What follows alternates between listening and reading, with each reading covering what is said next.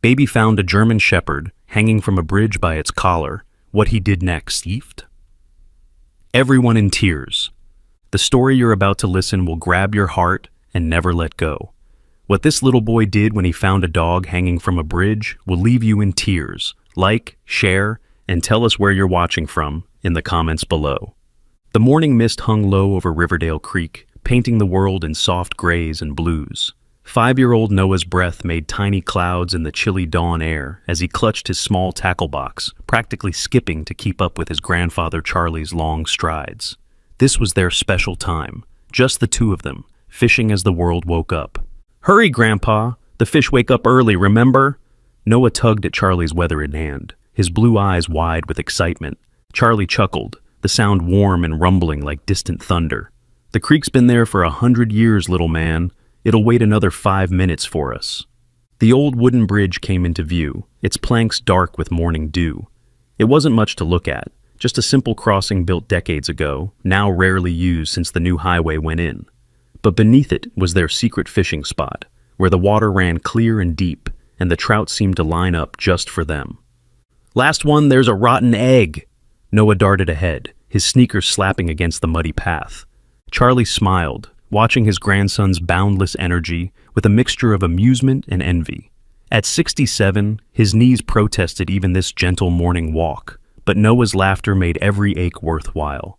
They settled at their usual spot, where a flat rock made the perfect seat for Noah, and Charlie had worn a small depression in the soft earth from countless mornings just like this one. The rushing water sang its endless song, drowning out the distant sounds of the waking town. "Now remember," Charlie said as he helped Noah bait his hook, "patience is a fisherman's best friend," Noah finished with practiced precision. "You say that every time, Grandpa." "Because it's true every time," Charlie winked, casting his line with the easy grace of decades of practice. The water bubbled and churned, catching the first rays of sunlight that filtered through the trees. Noah's face was a picture of concentration as he mimicked his grandfather's cast, his tongue poking slightly from the corner of his mouth. For 20 minutes, they sat in comfortable silence, the only sounds the rush of water and the occasional splash of fish too clever to take their bait. Then Noah's head snapped up, his expression suddenly alert. "Grandpa," he whispered, "do you hear that?" Charlie tilted his head, listening past the familiar sounds of the creek. "Just the water, buddy. Maybe a bird or two."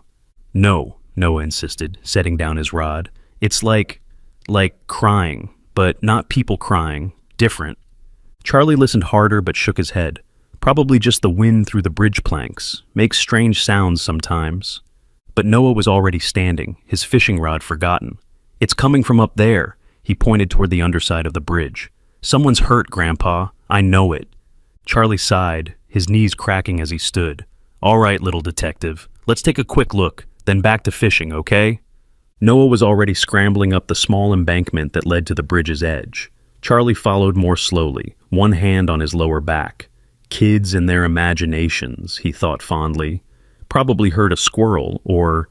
The sound hit him then, a strangled, desperate whimper that sent a chill down his spine.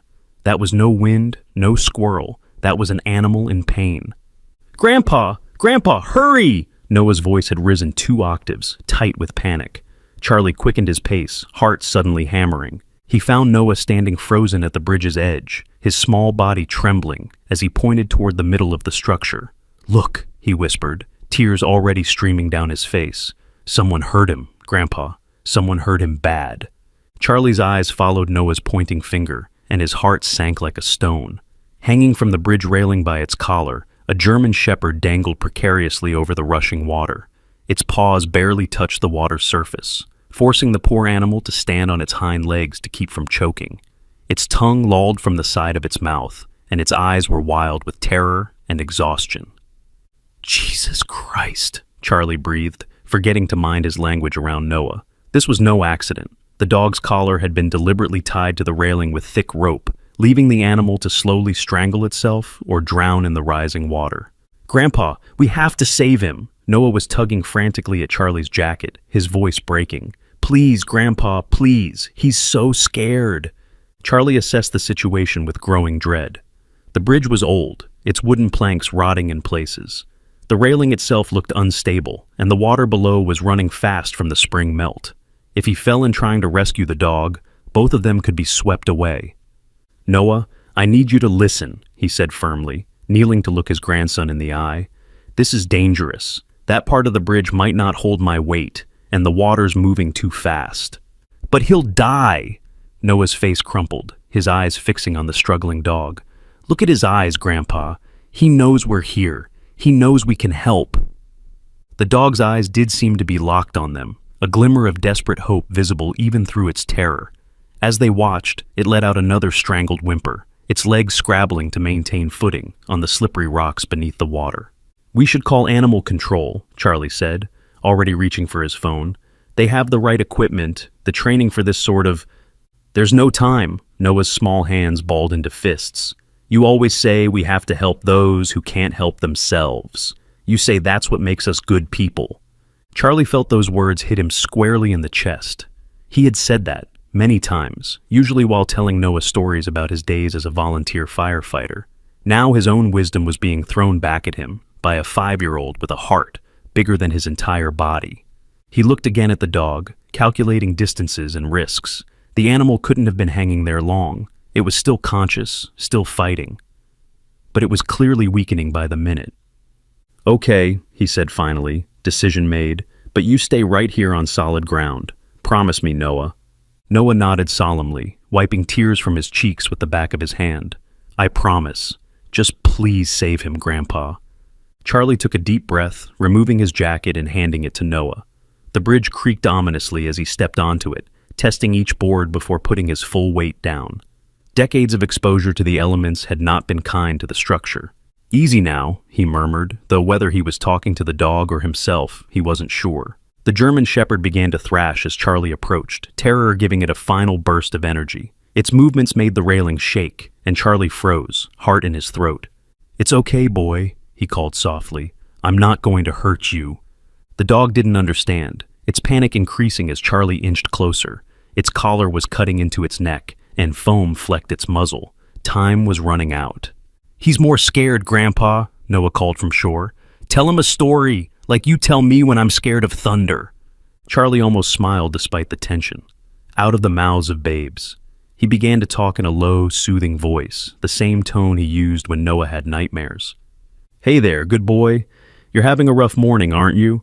But it's going to get better. I promise you that. I had a dog like you once, when I was just a bit older than Noah there. His name was Rex, and he could catch a frisbee from 30 yards away." He kept up the stream of gentle nonsense as he edged closer, and miraculously, the dog's thrashing lessened. Its eyes remained fixed on Charlie, but some of the wild panic had subsided. 5 more careful steps brought Charlie within reach of the animal. Now came the tricky part. The railing was most unstable here, and he would need to lean over it to reach the rope binding the dog's collar. "Noah," he called, without looking back. "Remember what I said. Stay put." "I will," came the small, terrified voice. Charlie slowly extended one arm, gripping the railing with his other hand. His fingers brushed the rope, and the dog whimpered. "Easy, boy. Easy now." The knot was tight, swollen from the moisture in the air. Charlie's fingers, stiff with age and the morning chill, struggled to find purchase. The dog's breathing was becoming more labored, its efforts to keep its footing growing weaker. A sudden crack made Charlie's blood run cold. The section of railing he was leaning on had begun to splinter. He would have only seconds before it gave way entirely. "Charlie!" Noah's terrified voice rang out, using his grandfather's name for the first time ever. In one desperate move, Charlie lunged forward, grabbing the dog's collar with one hand, while his other frantically worked at the knot. The railing groaned beneath him, dropping an inch toward the water. Come on," he muttered through gritted teeth. With a final twist, the knot came free just as the railing gave way with a sickening crack. Charlie fell backward onto the bridge planks, yanking the dog with him by its collar. They landed in a heap on the weathered wood, the railing splashing into the creek below. For a moment, Charlie just lay there, heart pounding, the dog's warm weight across his legs. Then he felt a rough tongue on his hand and opened his eyes to see the German Shepherd licking him weakly, as if in thanks. "Grandpa, you did it!" Noah was jumping up and down on the shore, tears and smiles fighting for dominance on his small face. Charlie sat up carefully, checking the dog for injuries. Its neck was raw and bleeding where the collar had cut in, and it was trembling violently. But it was alive. Somehow, against all odds, it was alive. "Let's get him to shore, buddy," Charlie called to Noah, gently coaxing the dog to stand. The German Shepherd tried to rise but collapsed immediately, its legs too weak from exhaustion and strain to support its weight. Without hesitation, Charlie gathered the large animal in his arms, grunting with the effort. The dog was heavy, but fear and adrenaline had given Charlie strength he hadn't possessed in years. Carefully, testing each step, Charlie made his way back across the creaking bridge. Noah waited at the edge, dancing from foot to foot in anticipation. "Is he going to be okay?" Noah asked as Charlie finally stepped onto solid ground. Charlie laid the dog gently on the grass. "I don't know, little man. He's been through a lot." The German Shepherd lay panting on the ground, its eyes now half closed with exhaustion. But when Noah knelt beside it, those eyes opened fully again, watching the boy cautiously. "He's scared of me," Noah whispered, his hand hovering uncertainly above the dog's head. "He's scared of everything right now," Charlie explained, checking the animal's pulse at its neck. "Someone hurt him badly. It'll take time for him to trust again." Noah's face scrunched up in anger and confusion. Who would do something so mean? Why would anyone want to hurt a dog? Charlie had no answer that would make sense to a 5-year-old, or to himself for that matter.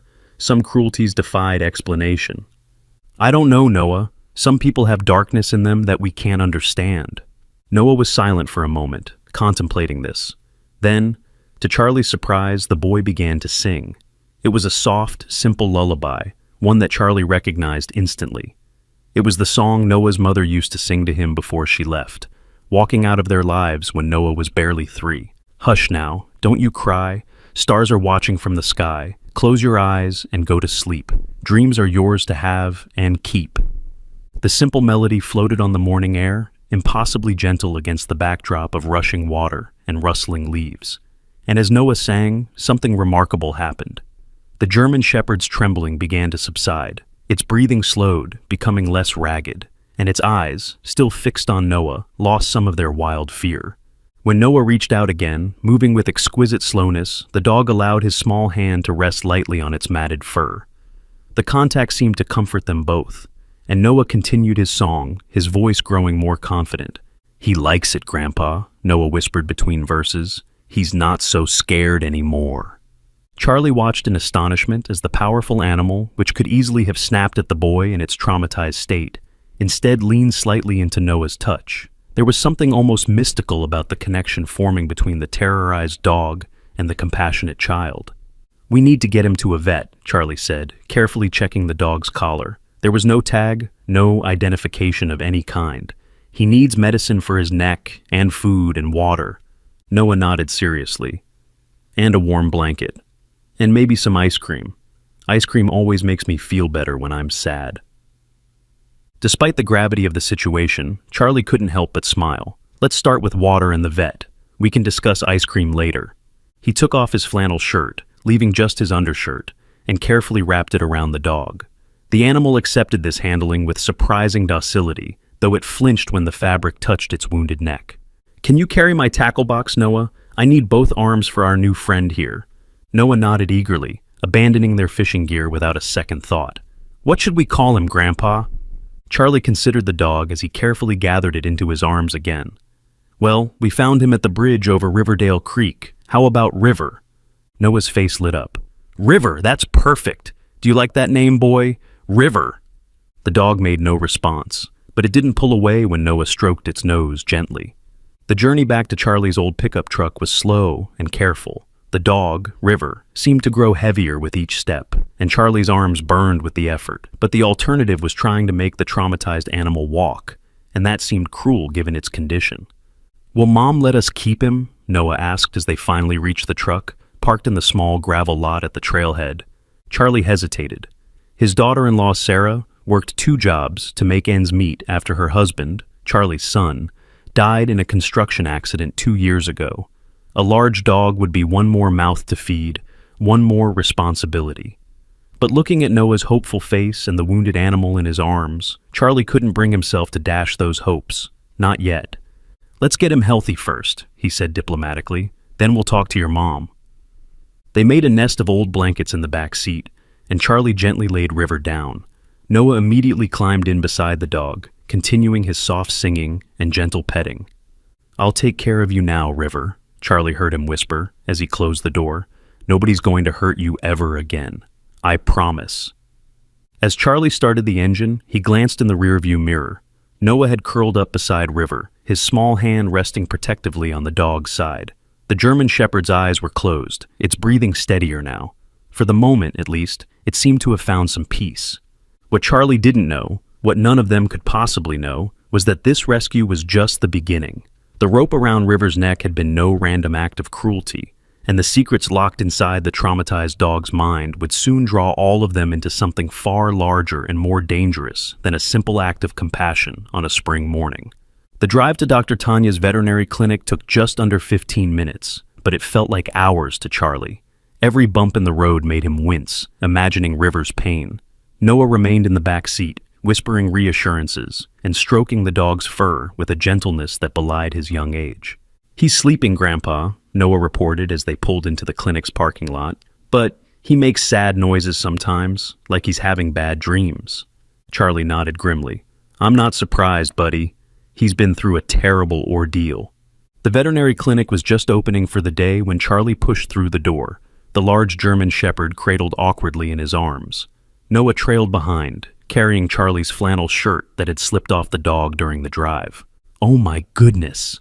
The receptionist, a middle-aged woman named Betty whom Charlie knew from church, stood up in alarm. What happened to this poor creature?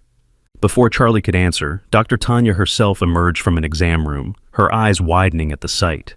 "Bring him back immediately," she ordered, professional instincts kicking in. "Betty, cancel my 8 o'clock. This is an emergency."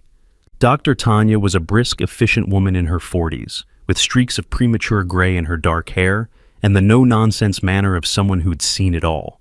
But even she seemed shocked, as Charlie gently laid River on the exam table and explained where they'd found him. "Deliberate cruelty," she muttered, carefully examining the raw wounds around River's neck. "This wasn't an accident or neglect. Someone wanted this dog to suffer." Noah, who had insisted on coming into the exam room, pressed against Charlie's side. "But why, Dr. Tanya? Why would anyone be so mean?" Dr. Tanya's expression softened as she looked at the boy. "I wish I had an answer for you, Noah. Some people just have darkness in them."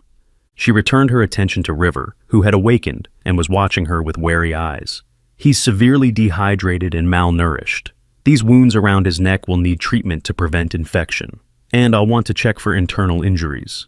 "Will he be okay?" Noah's voice trembled slightly. Dr. Tanya's hands never stopped at their gentle, thorough examination as she answered. "He's got a fighting chance, especially thanks to you two. German Shepherds are strong dogs, and this one seems to have a powerful will to live." She looked up at Charlie. "But he'll need proper care, medication, a special diet to start. It won't be a simple recovery." Charlie nodded, already mentally calculating what this would cost and how he could help Sarah manage it.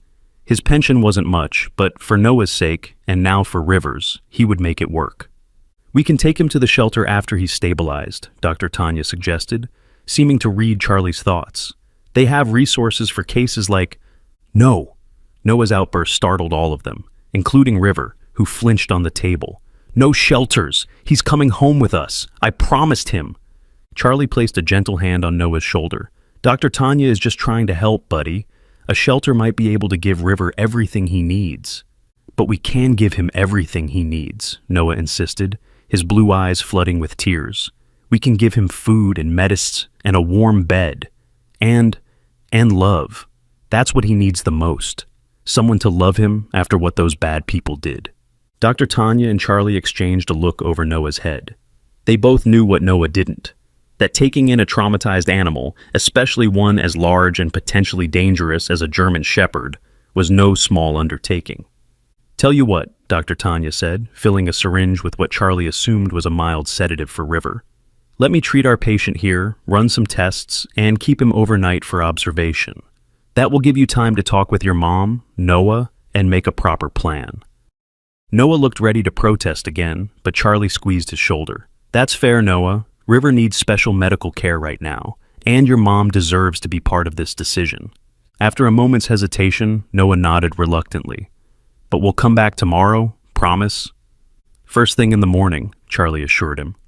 As Dr. Tanya administered the sedative, River's eyes found Noah's, and something passed between boy and dog, a wordless communication that Charlie couldn't quite explain.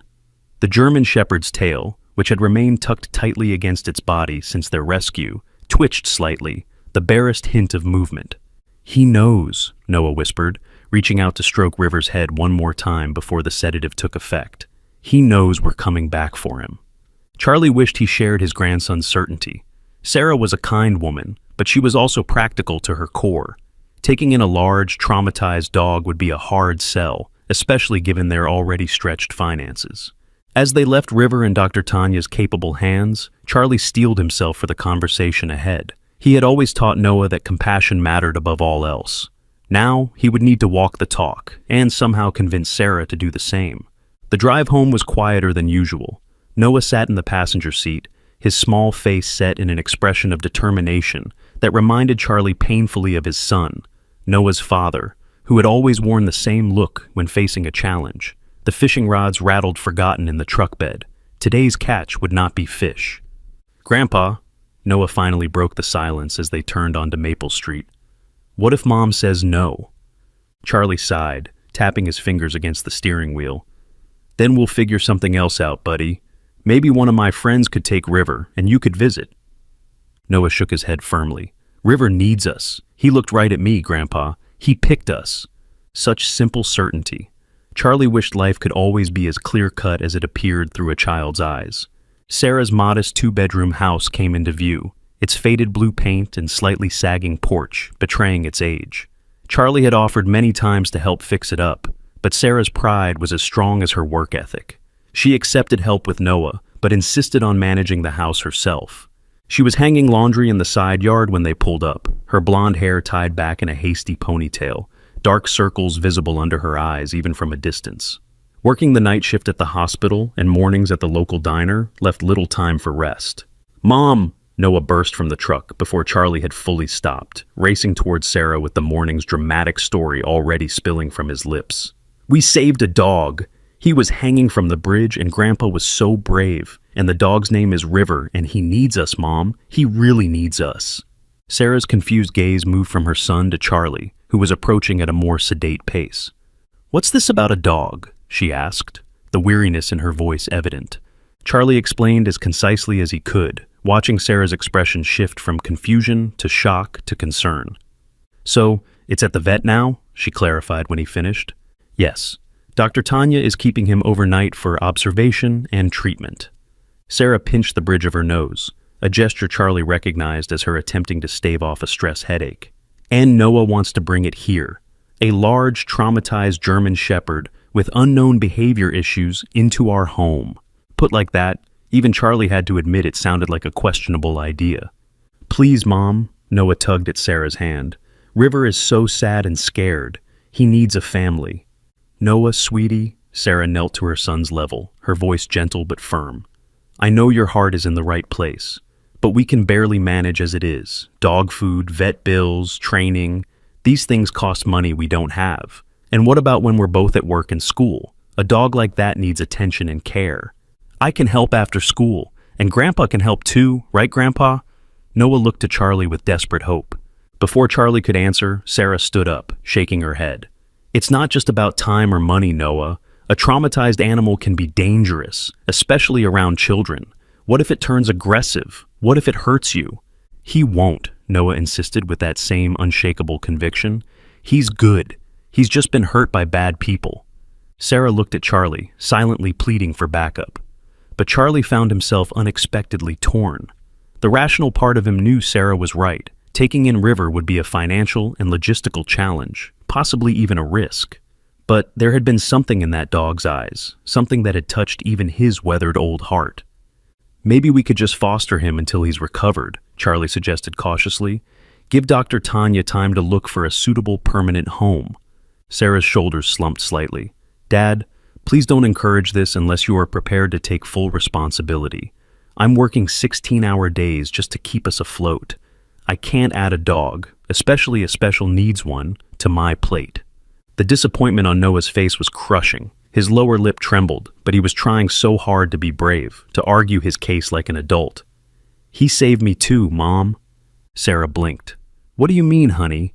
I thought Grandpa saved the dog." Noah looked down at his sneakers, kicking at a tuft of grass. "Ever since Daddy went to heaven, I've been really sad inside, like there's a big empty hole. But when River looked at me and I sang to him, the hole didn't feel so big anymore." He raised his eyes to his mother's, his voice dropping to a whisper. "He's brave like Daddy was. Daddy saved that man from the falling rocks, even though it was dangerous. River never gave up, even when he was hurting real bad. I think maybe Daddy sent him to us." Sarah's face crumpled, and she pulled Noah into a tight hug, her eyes meeting Charlie's over the boy's shoulder. In that look, Charlie saw the battle between heart and head, between practicality and the pure, healing love that only comes from unexpected places. "Let me think about it," she finally said, her voice muffled against Noah's hair. "That's not a yes, young man, but it's not a no either." Noah squeezed her tightly, hope radiating from him like sunshine. "Thanks, Mom. You'll see. River is special. I just know it." As Sarah straightened up, wiping quickly at her eyes, Charlie touched her shoulder gently. "I'll help, Sarah. Whatever you decide, you know that." She nodded, managing a tired smile. "I know, Dad. Let me get cleaned up, and we'll talk more over lunch. Noah, go wash your hands. You smell like fish bait and river water." Noah dashed into the house, his spirits visibly lifted. Sarah watched him go, then turned to Charlie with a mixture of exasperation and fondness. "That boy has his father's heart, too big for his own good sometimes." Charlie nodded, feeling the familiar ache that came with any mention of his son. Mike would be proud of him today. What he did for that dog, it was something special. Sarah sighed, gathering the empty laundry basket. "We'll see what Dr. Tanya says tomorrow. If, and that's a big if, this dog isn't aggressive and doesn't need expensive specialized care, maybe we can foster it temporarily." It wasn't a commitment, but it was a start. Charlie followed Sarah into the house, thinking about second chances and the mysterious ways healing sometimes found its way into broken lives. The next morning, Charlie arrived at Sarah's house just after dawn. He'd barely slept, his mind filled with images of the German Shepherd's desperate eyes and Noah's determined face. To his surprise, Noah was already waiting on the porch steps, fully dressed despite the early hour, a small bag clutched in his hands. "What's in the bag, buddy?" Charlie asked, as Noah clambered into the truck. "Stuff for River," Noah explained, opening it to reveal a worn teddy bear, a small blanket, and what appeared to be half a peanut butter sandwich wrapped in plastic. "So, he knows he has his own things at our house." Charlie's heart squeezed painfully in his chest. He'd raised 3 children and loved them fiercely, but there was something about grandchildren that hit differently, their open hearts still untouched by the world's sharp edges. "That's mighty thoughtful of you. I'm sure he'll appreciate it." Sarah had agreed to consider fostering River temporarily, pending Dr. Tanya's assessment of the dog's health and temperament.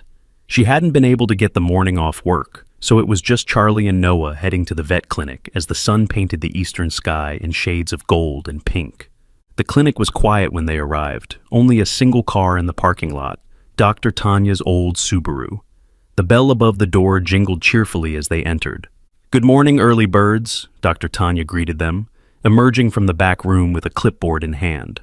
Her expression was professional, but Charlie caught the slight softening around her eyes when she saw Noah's eager face. "How is he?" Noah asked immediately. "Is River okay?" Dr. Tanya gestured for them to follow her into the back. "Why don't you come see for yourself?" River was in a large kennel in the recovery room, curled on a thick blanket. His neck was bandaged, an IV line running from his front leg to a nearly empty bag of fluids. But what struck Charlie most was the change in the dog's eyes. Yesterday they had been wild with fear and pain. Today, though still wary, there was a clarity to them, an awareness that hadn't been there before. The German Shepherd's tail thumped once against the blanket when he saw them, a tentative gesture that made Noah gasp with delight. "He remembers us, Grandpa! He's wagging his tail!" Dr. Tanya smiled, but her expression remained cautious. "He's definitely doing better physically. The fluids have helped with his dehydration, and I've treated the wounds on his neck and paws. He's started eating small amounts, which is encouraging." "Can I say hi to him?" Noah asked, already moving toward the kennel. "Slowly," Dr. Tanya advised. Kneel down to his level and let him come to you if he wants to. Noah followed her instructions precisely, kneeling a few feet from the kennel door and extending his hand palm up. "Hi, River. It's me, Noah. I brought you some presents for our house." For a tense moment, River just stared at the boy, his body still except for the shallow rise and fall of his breathing. Then, with visible effort, he pushed himself to his feet and moved cautiously to the front of the kennel, sniffing at Noah's fingers through the wire door. "That's it," Noah whispered encouragingly. "I'm your friend, remember? I sang you that song." As if triggered by the memory, Noah began to hum the lullaby again, soft and sweet in the quiet clinic. River's ears pricked forward, and to Charlie's amazement, the dog lowered his head to press his nose more firmly against Noah's hand. Dr. Tanya watched this interaction with professional interest. He's clearly bonded with Noah, which is remarkable given his trauma and the short time they've known each other. German Shepherds are loyal by nature, but this connection seems unusually strong. "Does that mean we can take him home?" Noah asked hopefully. Dr. Tanya's expression grew more serious. "Before I answer that, I need to show you both something I discovered during River's examination." She led them to a small office adjoining the recovery room, where X-rays were displayed on a lightbox. "These are River's neck and shoulder images. You can see the damage from the collar here." She pointed to several dark spots on the neck vertebrae. "But what's more interesting is this." She indicated a small rectangular shape embedded under the skin between River's shoulder blades. "What is that?" Charlie asked, leaning closer. "It's a microchip, but not the standard kind used for pet identification," Dr. Tanya explained. "This is more sophisticated, military or police grade, from what I can tell." Noah looked confused. "What does that mean?" Dr. Tanya switched off the lightbox. "It means River isn't just any dog. He's likely a trained service animal, possibly from a specialized unit. And whoever put him on that bridge wanted him dead for a reason." Charlie felt a chill run down his spine. What had seemed like a simple act of cruelty was suddenly taking on darker implications. "Did you scan the chip?" he asked. "Does it tell us who he belongs to?" Dr. Tanya shook her head. "My scanner can't read it. It would need specialized equipment. I've called a colleague who works with the canine police units in the city, but he can't come out until tomorrow." Noah, who had been listening intently, grabbed Charlie's hand. "We can't leave River here alone, Grandpa. What if the bad people come back for him?"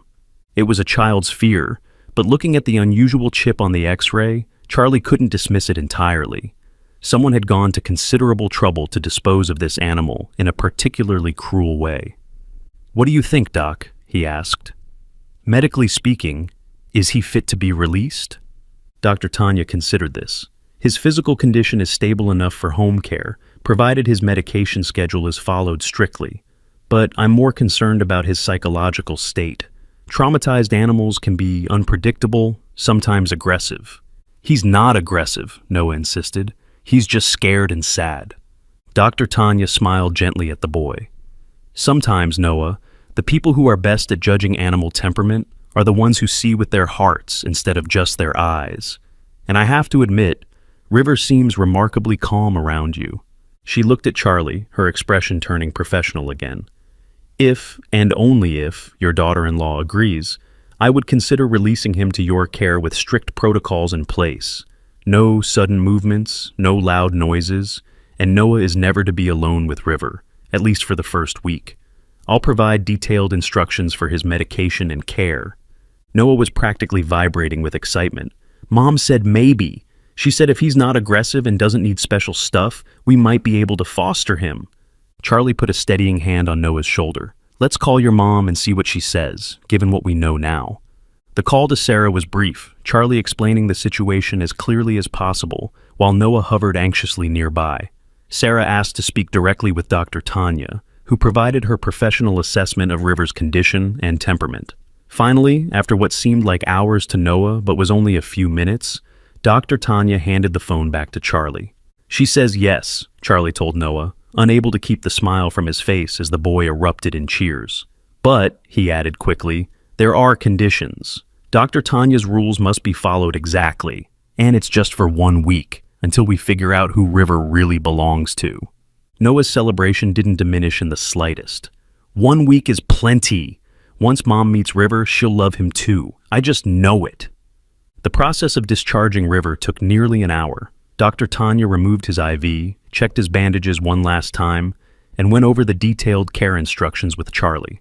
There were antibiotics for his wounds, a special diet to help him regain weight safely, and guidelines for gradually increasing his activity as he recovered. Throughout all of this, River remained remarkably docile, his eyes tracking Noah's movements around the room.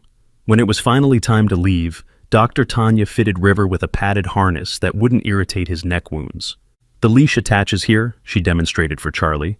And remember, if he shows any signs of aggression or extreme fear, growling, raised hackles, excessive barking, call me immediately.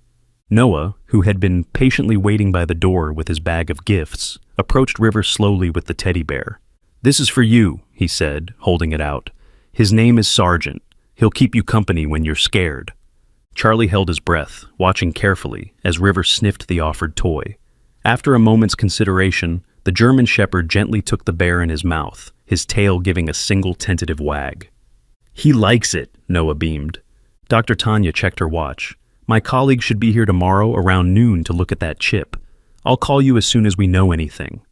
Charlie nodded, taking River's leash from her. "Thank you for everything, Doc. We'll be careful." The drive home was a delicate operation. River was still weak, and loading him into the truck took both Charlie and one of the vet techs. Once settled in the back seat, however, the dog seemed content to rest his head on Noah's lap, the teddy bear still clutched gently in his mouth. "See, Grandpa?" Noah whispered, his small hand resting on River's head. "I told you he was good." Charlie couldn't argue with the evidence before his eyes. Despite everything River had endured, the dog showed no signs of aggression, just a deep, understandable wariness and an inexplicable attachment to Noah. Sarah was waiting on the porch when they pulled up, her arms crossed and her expression apprehensive. Her morning shift at the diner had ended early, allowing her to prepare the house for their new temporary resident. "Remember what we agreed?" she called as Noah carefully helped River out of the truck. "1 week. And he stays in the fenced backyard or the mudroom, not in the main house." Noah nodded solemnly, though Charlie suspected the boy was already planning how to change her mind about those restrictions. River paused at the bottom of the porch steps, his body tensing as he regarded Sarah. The teddy bear had been reluctantly abandoned in the truck, but the dog's posture remained alert, assessing. "It's okay," Noah reassured him. "That's my mom. She's nice, I promise." Sarah, to her credit, followed Dr. Tanya's instructions perfectly. She knelt slowly on the top step, avoiding direct eye contact with River, and held out her hand palm up. "Hello there," she said softly. "Welcome to our home, River." For a long moment, the German Shepherd remained frozen, his eyes darting between Sarah and Noah as if seeking confirmation. Then, with deliberate slowness, he climbed the steps and sniffed Sarah's outstretched hand. "Good boy," she murmured, allowing him to approach at his own pace. River completed his inspection of Sarah and then, to everyone's surprise, sat down beside her, his shoulder just touching her knee. It was a small gesture, but in the language of traumatized animals, it spoke volumes. Sarah's eyes met Charlie's over River's head, a mixture of surprise and something softer in her gaze. "Well," she said quietly, "I guess that settles where he's sleeping tonight." Noah's face lit up like a Christmas tree. "You mean the mudroom," Sarah clarified quickly, "but maybe we can leave the door to the kitchen open, just so he doesn't feel alone." It was a small concession, but Noah treated it like the greatest victory. "Thank you, Mom. River, you're gonna love it here. We have a big yard, and I can show you all my favorite spots, and—" "Slow down, buddy," Charlie cautioned. "River needs rest first. Remember what Dr. Tanya said about taking things gradually." Noah nodded, immediately switching to his serious caretaker mode. "Right. First we make his bed in the mudroom, then medicine, then maybe a little water and food." Sarah rose to her feet, brushing off her jeans. "I picked up the supplies from Dr. Tanya's list on my way home. They're in the mudroom already." She hesitated, then added softly, "I also got him a proper dog bed. The floor seemed too hard for someone who's been through so much." Charlie caught the slight tremor in her voice and recognized it for what it was, the first crack in the wall of practicality she'd built around her heart. River had somehow sensed Sarah's inherent kindness beneath her cautious exterior. And like Noah, the dog seemed to have an uncanny ability to find the soft spots in human defenses. Together they settled River in the mudroom, arranging his bed in the corner with a view of the kitchen. Noah carefully placed the teddy bear, retrieved from the truck, and his small blanket on the dog bed, creating a nest that looked surprisingly welcoming. "There," he said with satisfaction. "Now you have a real home, River." Charlie noticed that River's eyes remained fixed on Noah, tracking his every movement. There was something almost protective in that gaze, as though the dog had appointed himself the boy's guardian rather than the other way around. Sarah administered River's medication with a professional efficiency that reminded Charlie of her nursing training. "Mom skills transfer pretty well to dog care," she commented, gently checking River's bandages, "though I still can't believe we're doing this." "Thank you," Noah said, wrapping his arms around Sarah's waist. "River thanks you too, don't you, boy?" River's tail thumped once against the dog bed in what could have been agreement. As they left the mudroom to give River space to rest, Charlie noticed something that sent a slight chill down his spine. The German Shepherd's posture had changed, becoming more alert. His ears swiveled toward the front of the house, and a low, almost inaudible rumble emanated from his chest. Charlie paused, watching River carefully. The dog's attention was fixed on the front door, his muscles tensed beneath his fur. "What is it, boy?" Charlie murmured. "What do you hear?" River's only response was to rise shakily to his feet, his stance protective despite his weakness. "Dad?" Sarah had noticed Charlie's concern. "Is something wrong?" Charlie shook his head slowly, unsure himself. Probably nothing, just the wind or a delivery truck passing by. But as they moved into the kitchen to prepare lunch, Charlie couldn't shake the feeling that River had sensed something beyond their human perception, something that had triggered his training, whatever that might have been. What they didn't know then was that the mystery of River's past was about to catch up with them, bringing dangers none of them could have imagined. The simple act of mercy at the bridge had set in motion a chain of events that would test them all in ways they couldn't possibly anticipate. And it would begin with the unexpected discovery Noah would make the very next morning, a discovery hidden beneath the soil of Sarah's modest backyard, where River would lead them with uncanny purpose in the first light of dawn. Morning came with a gentle rain that pattered against the windows, washing the world in soft gray light. Sarah moved quietly through the kitchen, preparing for her early shift at the diner. She paused at the mudroom door, peering in to check on their temporary guest. The dog bed was empty. "River?" she called softly, a flutter of alarm rising in her chest. The mudroom door to the backyard was firmly closed, so he couldn't have gotten outside, which meant a soft thump from Noah's room answered her unspoken question. Sarah hurried down the short hallway and gently pushed open her son's door. There, curled protectively at the foot of Noah's small bed, was River. The boy lay sprawled in the carefree sleep of childhood, one hand resting on the German Shepherd's back. River's eyes were open, watching Sarah with alert intelligence. He made no move to leave his post, but his tail thumped once against the bedspread in acknowledgement of her presence. Sarah's first instinct was irritation. They had agreed River would stay in the mudroom, but something about the tableau before her melted that irritation away. The dog looked like a guardian from an ancient story, keeping watch over his young charge through the vulnerable hours of the night. "You're supposed to be resting," she whispered to River, careful not to wake Noah. River's ears twitched, but he remained where he was, his message clear. His place was here. Sarah sighed, unable to find it in her heart to scold the dog. "Fine, but don't tell Noah I let you stay. I'll never hear the end of it." She could have sworn River's mouth curled in the faintest approximation of a smile. Closing the door quietly, Sarah finished getting ready for work. Charlie would be over soon to watch Noah, and she'd left a note about River's medication schedule on the refrigerator.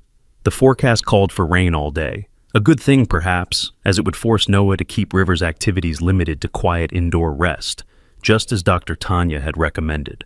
What Sarah couldn't have known as she drove to work that rainy morning was that the weather would clear just long enough for a discovery that would change everything. Noah woke to the gentle pressure of River's muzzle nudging his hand. The rain had stopped, and watery sunlight streamed through the bedroom window, creating patches of gold on the faded carpet. "River!" Noah sat up, rubbing his eyes in surprise. "How did you get in here?" River stood beside the bed, his posture alert despite the bandages still wrapped around his neck. The teddy bear Noah had given him was clutched gently in his mouth. "You brought Sergeant for me?" Noah giggled, taking the stuffed toy. "Thanks, boy." But River didn't settle or relax as Noah expected. Instead, the German Shepherd moved to the bedroom door, looking back expectantly at the boy. Noah slid out of bed, still in his pajamas. "What is it? Do you need to go outside?" That seemed to be the right guess. River's tail wagged, and he paced impatiently as Noah opened the bedroom door. In the kitchen, Charlie was seated at the table with a cup of coffee and the morning newspaper. He looked up in surprise as Noah and River appeared. "Well, good morning to you both. I see someone made a jailbreak from the mudroom." "River brought me Sergeant," Noah explained, holding up the teddy bear, "and now he needs to go outside." Charlie checked his watch. "Your mom will have my hide if I let you out in your pajamas without breakfast first. How about you eat something, get dressed, and then we can take River for a very short walk in the backyard. Remember, Dr. Tanya said he needs to rest." But River seemed to have other ideas. The dog paced anxiously between Noah and the back door, his behavior becoming increasingly insistent. "I think he really needs to go, Grandpa," Noah said with concern. "Like, really bad." Charlie sighed, recognizing the urgency in the dog's demeanor. "All right, just a quick bathroom break.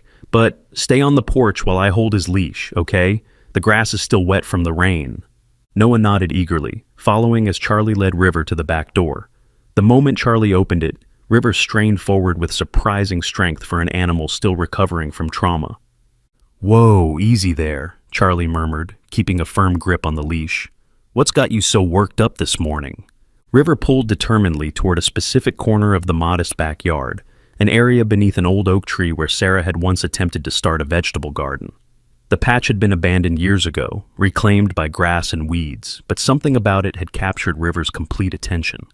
"Grandpa, I think he wants to show us something," Noah said, his voice dropping to an excited whisper as he stepped off the porch, despite Charlie's instructions. "Noah, stay back," Charlie cautioned, but his own curiosity was piqued by River's strange behavior. When they reached the old garden patch, River began to dig frantically, his front paws sending dirt flying despite his still healing wounds. Hey, take it easy," Charlie tried to pull him back. "You'll tear your stitches." But River was not to be deterred. With single-minded focus, he continued to dig until his paws struck something solid, something that made a hollow, metallic sound when his claws scraped against it. "There's something buried there," Noah exclaimed, dropping to his knees beside River, his pajamas instantly soaked from the damp earth. Charlie's protest died on his lips as Noah joined in the digging, small hands working alongside River's paws. Within minutes, they had uncovered the corner of what appeared to be a metal box. "Grandpa, help us!" Noah pleaded, his eyes wide with excitement. Against his better judgment, Charlie knelt and helped clear away the remaining soil. What emerged was a military-style ammunition box, roughly the size of a shoebox, caked with dirt but surprisingly intact. "How did this get here?" Charlie wondered aloud. Sarah had bought this house only after her husband's death, and as far as Charlie knew, no one with military connections had lived here previously. River sat back on his haunches, watching intently as Charlie lifted the box from its earthy grave. It was heavier than it looked, and something inside shifted when he moved it. "Can we open it, Grandpa, please?" Noah was practically vibrating with curiosity. Charlie hesitated, eyeing River. The dog's entire demeanor had changed. The frantic urgency was gone, replaced by a focused stillness that seemed almost professional, as if he had completed an assigned task. "Let's take it to the porch," Charlie decided, "and clean it up a bit first." Using the garden hose, they rinsed the worst of the mud from the box. The green paint was faded and chipped, but Charlie could make out stenciled lettering on the side. "Property of U.S. Military K9 Unit." "K9?" Noah sounded out the letters. "That means dog, right? Like canine?" "That's right," Charlie confirmed, a strange feeling settling in his stomach. "It's for military working dogs." River watched them intently, his eyes never leaving the box. When Charlie finally tried the latch, he found it unlocked. With a deep breath, he opened the lid. Inside, nestled in a waterproof bag, they found several items: a thick leather collar with military tags attached, a small stack of photographs, and a sealed envelope. "That looks like River's collar," Noah said, pointing to the leather band. Charlie carefully removed it from the bag. The collar was high-quality leather, obviously designed for a working dog, not a pet. The tags jingled as he turned it over, examining the engraving. Echo, Canine Special Operations, Handler, CPT, James Reynolds. Echo? Noah looked at River, whose ears had pricked forward at the sound of the name. "Is that your real name, boy? Echo?" The German Shepherd's tail gave a single, deliberate wag. "Look at these, Grandpa." Noah had pulled out the photographs, his small fingers careful with the dog-eared edges. The images showed a slightly younger, healthier version of River, or Echo, alongside a tall, broad-shouldered man in military fatigues. In one photo, they were posed formally in front of an American flag. In another, they appeared to be training, Echo sailing over an obstacle course hurdle. But it was the third photo that made Charlie's breath catch. It showed Echo's handler, Captain Reynolds presumably, kneeling beside the German Shepherd, both of them dusty and tired-looking, somewhere desert-like, perhaps Afghanistan or Iraq. The man's arm was draped around the dog's shoulders, and they were looking at each other with an unmistakable bond of trust and affection. They were best friends, Noah whispered, understanding instinctively what he was seeing. Charlie nodded, his throat tight. He'd seen that look before, in the eyes of men who'd gone through hell together and come out the other side. Whatever this Captain Reynolds and Echo had experienced, it had forged a bond as strong as any human friendship. With slightly unsteady hands, Charlie opened the sealed envelope.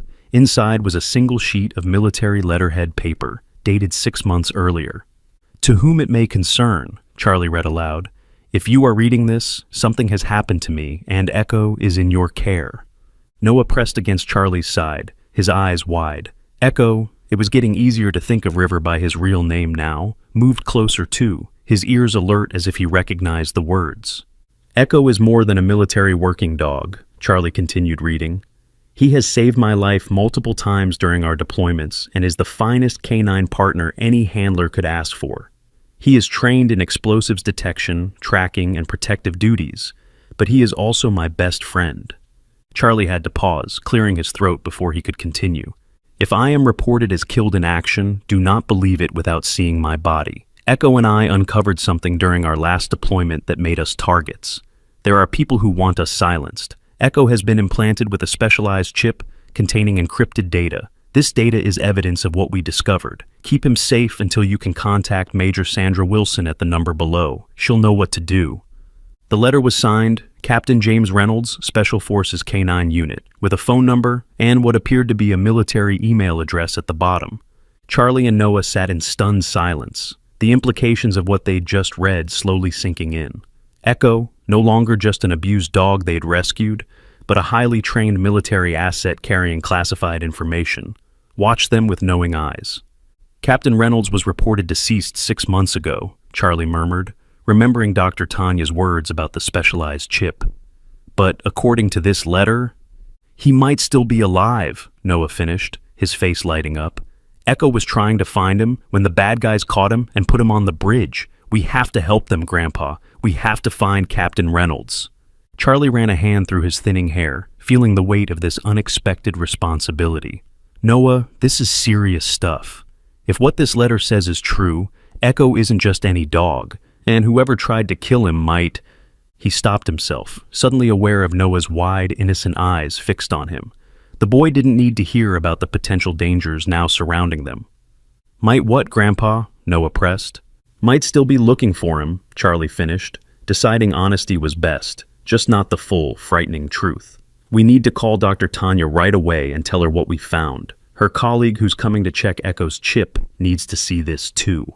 Noah nodded solemnly, but then his expression brightened. "I knew Echo was special. He's a hero dog, Grandpa, a real hero dog." Echo's tail thumped against the porch boards, at the word hero, almost as if he understood. Charlie carefully replaced the items in the waterproof bag, his mind racing. They were just ordinary people, a retired construction worker, a struggling single mother, and a 5-year-old boy. They weren't equipped to handle military secrets or protect a valuable asset from whoever had tried to kill Echo. And yet, here they were, drawn into something larger than themselves by a simple act of compassion at a bridge. "Can we call Mom and tell her?" Noah asked, petting Echo's head gently. "She won't believe it." "Let's wait until she gets home," Charlie decided. "She's working, and this isn't the kind of news you deliver over the phone." Plus, he needed time to think, to figure out how to protect his family from whatever they'd stumbled into. Noah seemed satisfied with this answer and turned his attention back to Echo. "You're even more amazing than I thought," he told the dog earnestly. "No wonder you're so brave." Echo responded by gently taking the hem of Noah's pajama top in his mouth and tugging him toward the back door, as if suggesting they should go inside. "I think our hero dog wants his breakfast," Charlie said, grateful for the momentary return to normalcy. As they headed back into the house, Charlie couldn't shake the feeling that they were being watched. He scanned the quiet neighborhood, the row of modest houses, the empty streets still slick with rain. Nothing seemed out of place, and yet, Echo paused at the door, looking back over his shoulder with a low, almost inaudible growl. "What is it, boy?" Charlie asked, following the dog's gaze. Echo stared intently at a dark sedan parked 2 houses down. It was too far away for Charlie to see if anyone was inside, but the dog's reaction was enough to send a chill down his spine. "Come on," he said quietly, ushering Noah and Echo inside and locking the door behind them. "Let's get you both fed and then make that call to Dr. Tanya." What Charlie didn't tell Noah was that he would also be making another call to his old friend Frank, who had retired from the county sheriff's department 3 years ago. Because military secrets or not, someone had tried to kill Echo, and Charlie wasn't about to let them get a second chance. Dr. Tanya arrived at Sarah's house just after 10, accompanied by a tall, stern-looking man in a police uniform who introduced himself as Officer Martinez, K-9 Unit Liaison. "I came as soon as I got your call," Dr. Tanya said, her eyes widening at the sight of the military box and its contents spread out on Sarah's kitchen table. "You say River, I mean Echo, led you right to this?" Charlie nodded, keeping his voice low, so Noah, who was in the living room, showing Echo his toy cars, couldn't overhear. Dug it up himself, like he knew exactly where it was, and look at this letter. Officer Martinez read Captain Reynolds' letter carefully, his expression giving nothing away. When he finished, he folded it precisely and returned it to the envelope. "This is unexpected," he said finally. "Captain Reynolds was indeed reported KIA 6 months ago during an operation overseas. His body was never recovered, which isn't unusual in certain combat situations. But this," he tapped the letter, "suggests something else entirely." "Can you check if this Major Wilson is real?" Charlie asked. "The one mentioned in the letter?" Officer Martinez nodded. "I'll make some calls, but first, I'd like to examine the dog's chip. My scanner is more sophisticated than what veterinary clinics typically use." They called Noah and Echo into the kitchen. Echo entered cautiously, his posture alert as he assessed Officer Martinez. "It's okay, Echo," Noah reassured him, one small hand resting on the dog's shoulder. "They're here to help us find Captain Reynolds." At the sound of his handler's name, Echo's ears pricked forward. "He knows that name," Officer Martinez observed, kneeling slowly to Echo's level. "Echo, come." The command, delivered in a firm, authoritative tone, triggered an immediate response. Echo moved forward and sat directly in front of Martinez, his posture shifting to perfect military attention despite his injuries. "Good boy," Martinez said, his voice softening slightly. He reached into his pocket and removed a handheld scanner, similar to the ones used in veterinary clinics, but clearly more advanced. "This won't hurt, but I need you to hold very still." Echo remained motionless as Martinez ran the scanner over the area between his shoulder blades. After a moment, the device emitted a series of beeps. "Got it," Martinez murmured, studying the small screen. "It's encrypted, as Captain Reynolds said. Military-grade security. I can't access the data without proper authorization." "But you can confirm it's a military chip?" Dr. Tanya asked. Martinez nodded. "Absolutely. This is genuine Special Operations K-9 technology, not something you'd find on a regular service dog." "So, what happens now?" Charlie asked. "Do we just hand Echo over to the military? There are people after him, according to that letter. Dangerous people." Martinez's expression darkened. "Normally, I'd say yes. He should be transferred to a secure military facility immediately. But if what Captain Reynolds wrote is true, and there are corrupt elements involved, we need to be careful about who we contact." "What about Major Wilson?" Dr. Tanya suggested. "The letter specifically names her as someone to trust." "I'll need to verify her position and current status first," Martinez said. "In the meantime," a sharp bark from Echo interrupted him. The German Shepherd was facing the living room window, his body rigid, hackles raised. Charlie moved quickly to the window, carefully peering through a gap in the curtains. The dark sedan he'd noticed earlier was now parked directly across the street, and this time, he could clearly see someone sitting in the driver's seat, watching the house. "We have company," he said quietly, turning back to the room. "Someone's been watching the house since this morning." Martinez's hand moved instinctively to his service weapon. "Describe the vehicle." As Charlie gave the details, Echo moved to Noah's side, positioning himself between the boy and the window. The dog's protective instinct was unmistakable. "I need to report this," Martinez said, pulling out his radio, "and request backup." "Wait," Charlie stopped him. "If there are corrupt officials involved, how do we know who to trust? Your radio call could alert the wrong people." Martinez hesitated, clearly torn between protocol and the unusual circumstances. "You have a point," he conceded finally. "Let me make a direct call to my captain. I've known him for 15 years. He's solid." While Martinez stepped into the kitchen to make his call, Charlie knelt beside Noah and Echo. "Are the bad people here, Grandpa?" Noah asked, his voice small but remarkably steady. Charlie considered lying to protect the boy from fear, but Noah's clear eyes demanded honesty. "I don't know for sure, buddy, but Officer Martinez is going to make sure we're all safe." "Echo will protect us," Noah said with absolute confidence, his arm draped over the German Shepherd's back. "That's his job, right? That's what Captain Reynolds trained him to do." "That's right," Charlie agreed, amazed once again by his grandson's intuitive understanding of the situation. "And Grandpa will protect you too."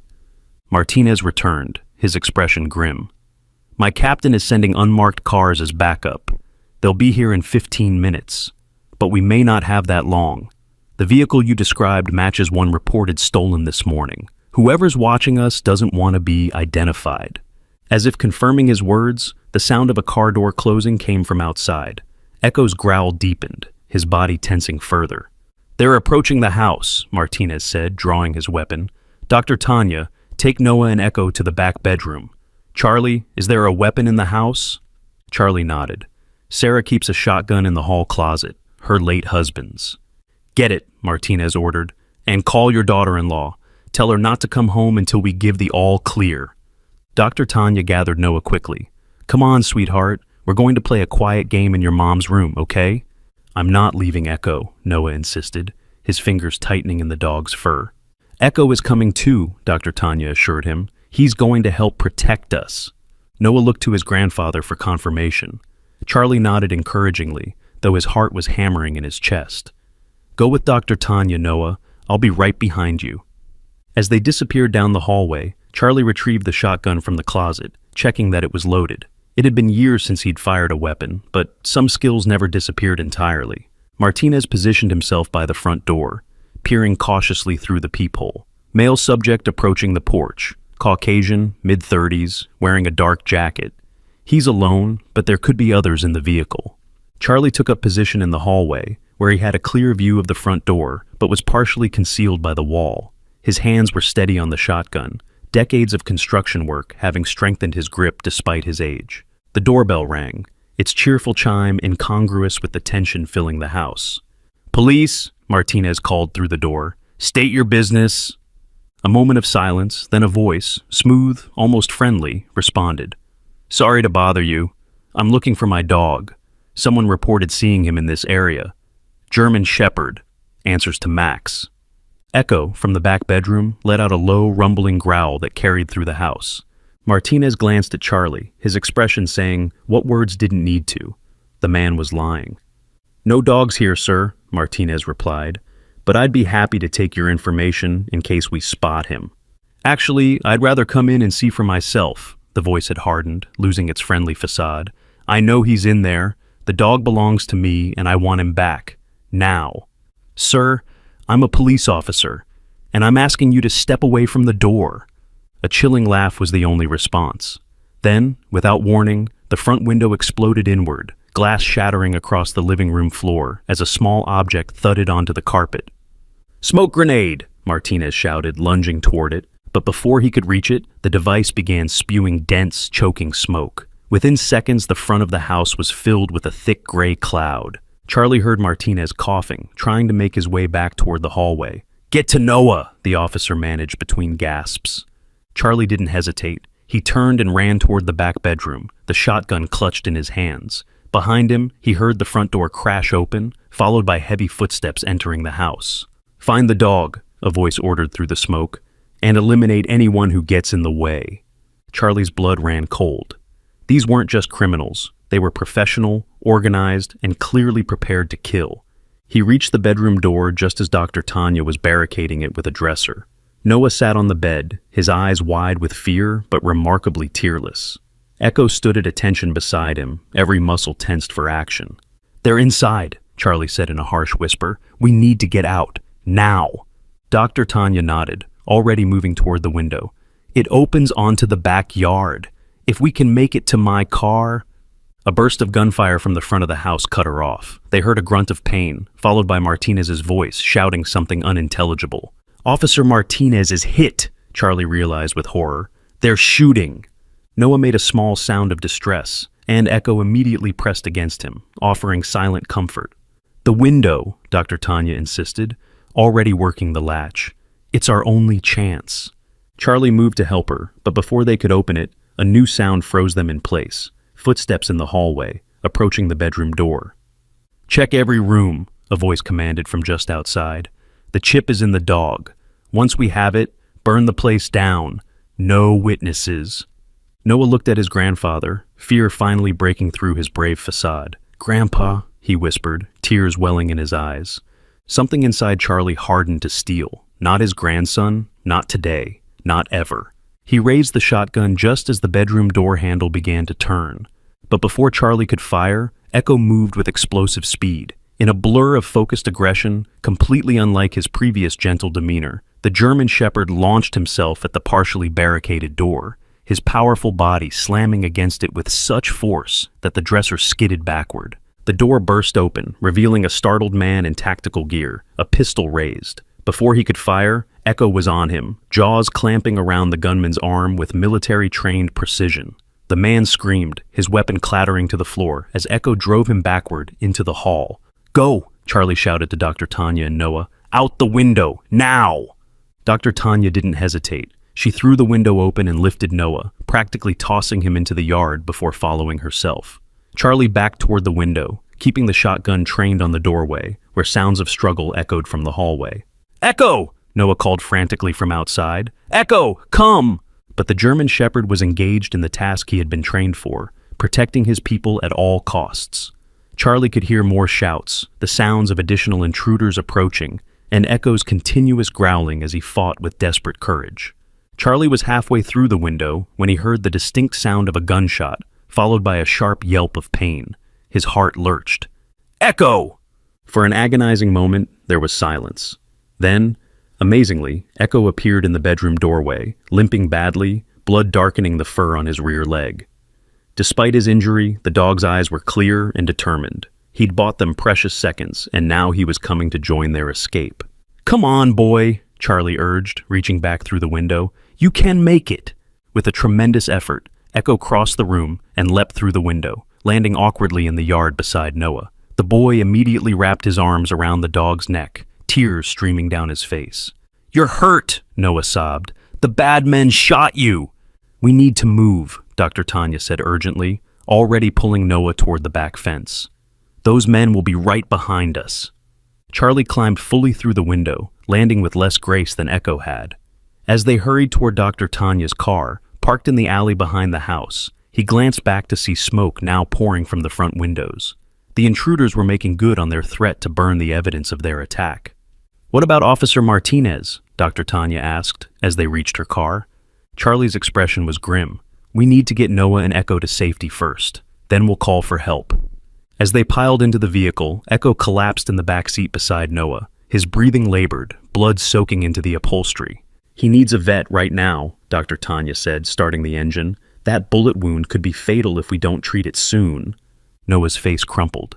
"No, Echo can't die. He saved us." Charlie reached back to squeeze Noah's shoulder. "He's not going to die, buddy. Dr. Tanya is going to take care of him. Right, Doc?"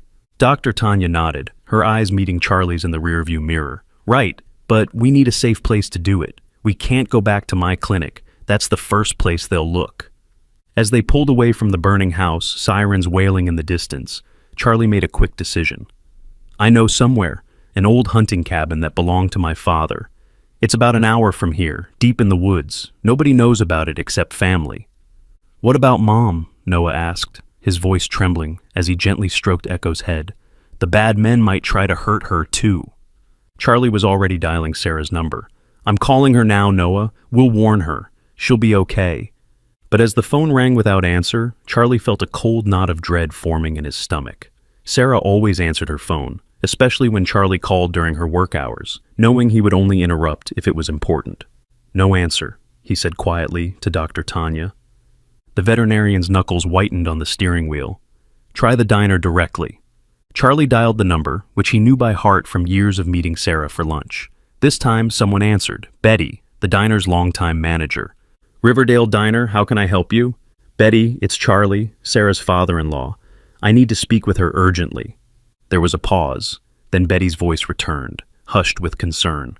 "Charlie, Sarah left almost an hour ago. 2 men came in, said there was an emergency at home. They had badges, said they were police." The bottom dropped out of Charlie's world. "What kind of badges, Betty? Did you see what agency?" I didn't look that closely. They seemed official. Sarah was worried. She left right away with them. Is everything okay?" Charlie struggled to keep his voice steady. "Everything's fine, Betty. Just a misunderstanding. Thanks." He hung up, his hand shaking slightly as he lowered the phone. "What is it?" Dr. Tanya asked, though her expression suggested she already knew. Charlie turned in his seat, making sure Noah was focused on Echo and not listening too closely. "They have Sarah," he said in a low voice. "They took her from the diner, using fake police credentials." Dr. Tanya's face paled. "Oh my God, what do they want with her?" "Leverage," Charlie replied grimly. "They know we have Echo. Now they have something we want too." In the back seat, Noah was whispering to Echo, whose breathing had become more labored. The dog's eyes were half closed with pain, but he managed to lick Noah's hand weakly, as if still trying to comfort the boy despite his own suffering. "We're going to help you, Echo," Noah promised, his voice breaking. "And then we're going to find Captain Reynolds and my mom. The bad guys won't win. Heroes always win in the end." Charlie exchanged a look with Dr. Tanya in the rearview mirror. Neither of them had the heart to tell Noah that real life rarely worked out as neatly as storybooks. The truth was, they were now fugitives, hunted by unknown enemies with seemingly unlimited resources and no moral boundaries. Their only allies were a wounded dog and a police officer who might already be dead. And somewhere out there was Sarah, a pawn in a deadly game she knew nothing about, with only her father-in-law and 5-year-old son standing between her and whatever fate awaited her at the hands of men willing to burn down a house with people inside it. "The cabin," Charlie said firmly. "We patch up Echo, regroup, and then figure out our next move. These people, whoever they are, they've made a serious mistake." "What's that?" Dr. Tanya asked. Charlie's weathered face hardened with determination. "They've threatened my family, and there's nothing in this world more dangerous than a grandparent protecting their grandchild." As Dr. Tanya navigated the back roads leading out of town, Charlie stared out the window at the passing landscape, his mind racing. The military ammunition box and its contents, proof of Captain Reynolds' suspicions, had been left behind in the burning house. Echo was wounded, possibly critically. Sarah was in the hands of killers. And yet, there was one slim hope they clung to, the mysterious chip implanted in Echo's shoulder. Whatever information it contained had made powerful people desperate enough to commit murder, which meant it was valuable enough to potentially use as leverage to save Sarah. Now they just had to figure out how to access it. The hunting cabin was exactly as Charlie remembered, small, rustic, and perfectly isolated. Nestled in a dense grove of pines, it was barely visible from the narrow dirt road that served as its only access point. Charlie's father had built it decades ago, and after his death, Charlie had maintained it minimally, using it only for occasional fishing trips. Now, its isolation made it the perfect sanctuary. "It's not much," Charlie apologized as he unlocked the weathered door. "No electricity, just a generator out back. But there's clean water from the well, and nobody will find us here." Dr. Tanya surveyed the single-room cabin with professional efficiency. "It'll do. Help me get Echo inside. Noah, can you find some clean towels or blankets?" Noah, who had been silent for most of the drive, his face streaked with dried tears, nodded solemnly. Despite his fear and worry, the boy was showing remarkable resilience. Together, Charlie and Dr. Tanya lifted Echo's limp form from the car. The German Shepherd was barely conscious, his breathing shallow, the back seat stained dark with his blood. They carried him into the cabin, laying him gently on the small kitchen table that Charlie hastily cleared of dust and debris. "I need better light," Dr. Tanya said, already opening her medical bag. She had stopped briefly at a gas station to collect her emergency supplies from the trunk of her car, anticipating Echo's need for immediate treatment. Charlie found an old oil lamp and lit it, positioning it near the table. The warm glow illuminated Echo's wounded body, revealing the full extent of his injury. The bullet had entered his rear left thigh, and while there was no exit wound, the bleeding had slowed to a steady trickle. "Is he going to be okay?" Noah asked in a small voice, returning with a stack of musty but clean towels from the cabin's small linen closet. Dr. Tanya gave the boy a reassuring smile that didn't quite reach her eyes. "He's a very strong dog, Noah, and I'm going to do everything I can to help him." "He saved us," Noah said, his lower lip trembling. "He fought the bad men so we could escape." "That's what he was trained to do," Charlie put a gentle hand on Noah's shoulder. "Now we have to be brave so Dr. Tanya can help him. Can you be my special assistant? I need someone to hold the lamp steady." Noah nodded eagerly, grateful for a task that made him feel useful. While he held the lamp, Charlie helped Dr. Tanya prepare her makeshift operating area, boiling water on the old propane stove and arranging her instruments on a clean towel. "I need to extract the bullet," she explained quietly to Charlie. "It's risky without proper equipment, but leaving it in is riskier. The good news is that it doesn't appear to have hit any major arteries, or he would have bled out already." "What do you need me to do?" Charlie asked. "Hold him still. Even sedated, he might react to the pain." After administering a sedative to Echo, Dr. Tanya worked with careful precision, her capable hands steady despite the less-than-ideal conditions. Noah watched wide-eyed as she extracted the bullet, a small, misshapen lump of metal that seemed too insignificant to have caused so much damage. "One down," she murmured, dropping the bullet into a small dish. Charlie frowned. "One? You mean there's another?" Dr. Tanya nodded grimly. "There's a second entry wound near his shoulder, smaller caliber, possibly from a different shooter. It was hidden by his fur." As she worked to extract the second bullet, Charlie's mind raced. These weren't random attackers or common criminals. They had used military-style tactics, smoke grenades, and had fired with deadly accuracy. Who were they? And how had they found Echo so quickly after his rescue? "Almost got it," Dr. Tanya announced, her forceps delicately probing the wound. "There." The second bullet joined the first in the dish. Dr. Tanya cleaned both wounds thoroughly, administered antibiotics, and bandaged Echo with practiced efficiency. "Now we wait," she said, washing her hands in a basin of hot water. "The next 24 hours will be critical. If infection sets in..." She didn't finish the sentence, but she didn't need to. They all understood the gravity of Echo's condition. Noah settled on the floor beside the table where Echo now lay on a makeshift bed of blankets, his small hand resting protectively on the dog's head. "You're going to get better," he whispered. "You have to. We need to find Mom and Captain Reynolds." At the mention of Sarah, Charlie felt a renewed surge of determination. While Dr. Tanya monitored Echo's condition, he stepped outside to check his phone. There was no signal at the cabin, another reason it made such a good hiding place, though now that isolation worked against them. "I need to call my friend Frank," he told Dr. Tanya when he returned. "He's ex-sheriff, someone we can trust, but I'll have to drive back toward town to get a signal." Dr. Tanya looked up from checking Echo's bandages. "Is that safe? They could be looking for your truck." "I'll stay on the back roads, and I don't have much choice. Sarah's out there somewhere, and every minute counts." After making sure Noah was settled with Echo, and Dr. Tanya had everything she needed, Charlie took his truck and headed back down the dirt road. About 15 minutes from the cabin, his phone finally registered a single bar of service. It wasn't much, but it would have to do. Frank answered on the second ring. "Charlie, where the hell are you? Your house is all over the news. Fire department, police, the works." Charlie's heart sank. "What are they saying happened?" "Gas leak explosion, officially, but that's bull. Marisol from next door told reporters she heard gunshots. ATF is on the scene now. ATF, Bureau of Alcohol, Tobacco, Firearms, and Explosives. This was escalating quickly. Frank, I need your help. They took Sarah." "What? Who took Sarah? Charlie, what the hell is going on?" Charlie explained as concisely as he could. Finding Echo on the bridge, the military chip, Captain Reynolds' letter, the attack at the house. Frank listened in stunned silence. "Jesus, Charlie," he said when Charlie finished. "You've stepped in something deep here. This isn't local criminal activity. This sounds federal, maybe even black ops." "I don't care if it's the boogeyman himself," Charlie replied, his voice hard. "They have my daughter-in-law. I need to find her."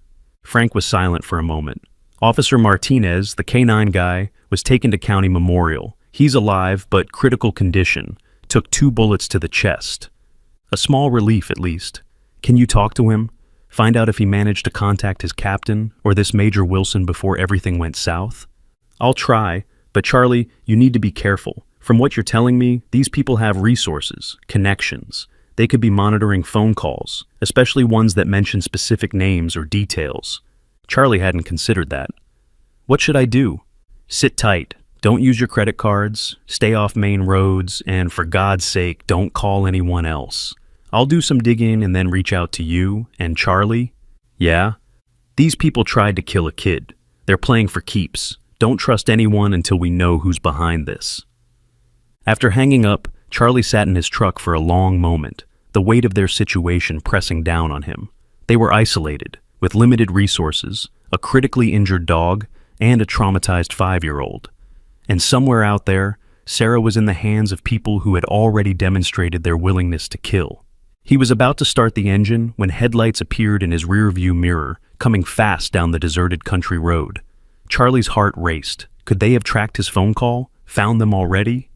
Making a split-second decision, he killed his truck's lights and pulled onto a narrow side path, barely more than a game trail, hidden by thick undergrowth.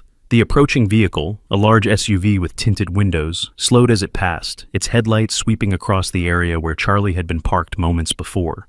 Charlie held his breath, one hand on the shotgun beside him. The SUV stopped completely, idling in the middle of the road. He could make out 2 silhouettes in the front seats, seemingly scanning the darkened roadside. Just when Charlie thought they would get out and search on foot, the SUV accelerated away, continuing down the road toward town. Charlie released his breath, his hands shaking slightly on the steering wheel. That had been too close. He waited 10 more minutes to ensure they weren't coming back, then carefully made his way back to the cabin using a different route, one that took him through an old logging trail he remembered from hunting trips with his father. When he finally reached the cabin, he was relieved to find everything quiet, no sign that anyone had discovered their hiding place. Inside, Noah had fallen asleep beside Echo, whose breathing seemed slightly stronger than before. Dr. Tanya looked up from her vigil with questioning eyes. "Any luck?" Charlie nodded, keeping his voice low to avoid waking Noah.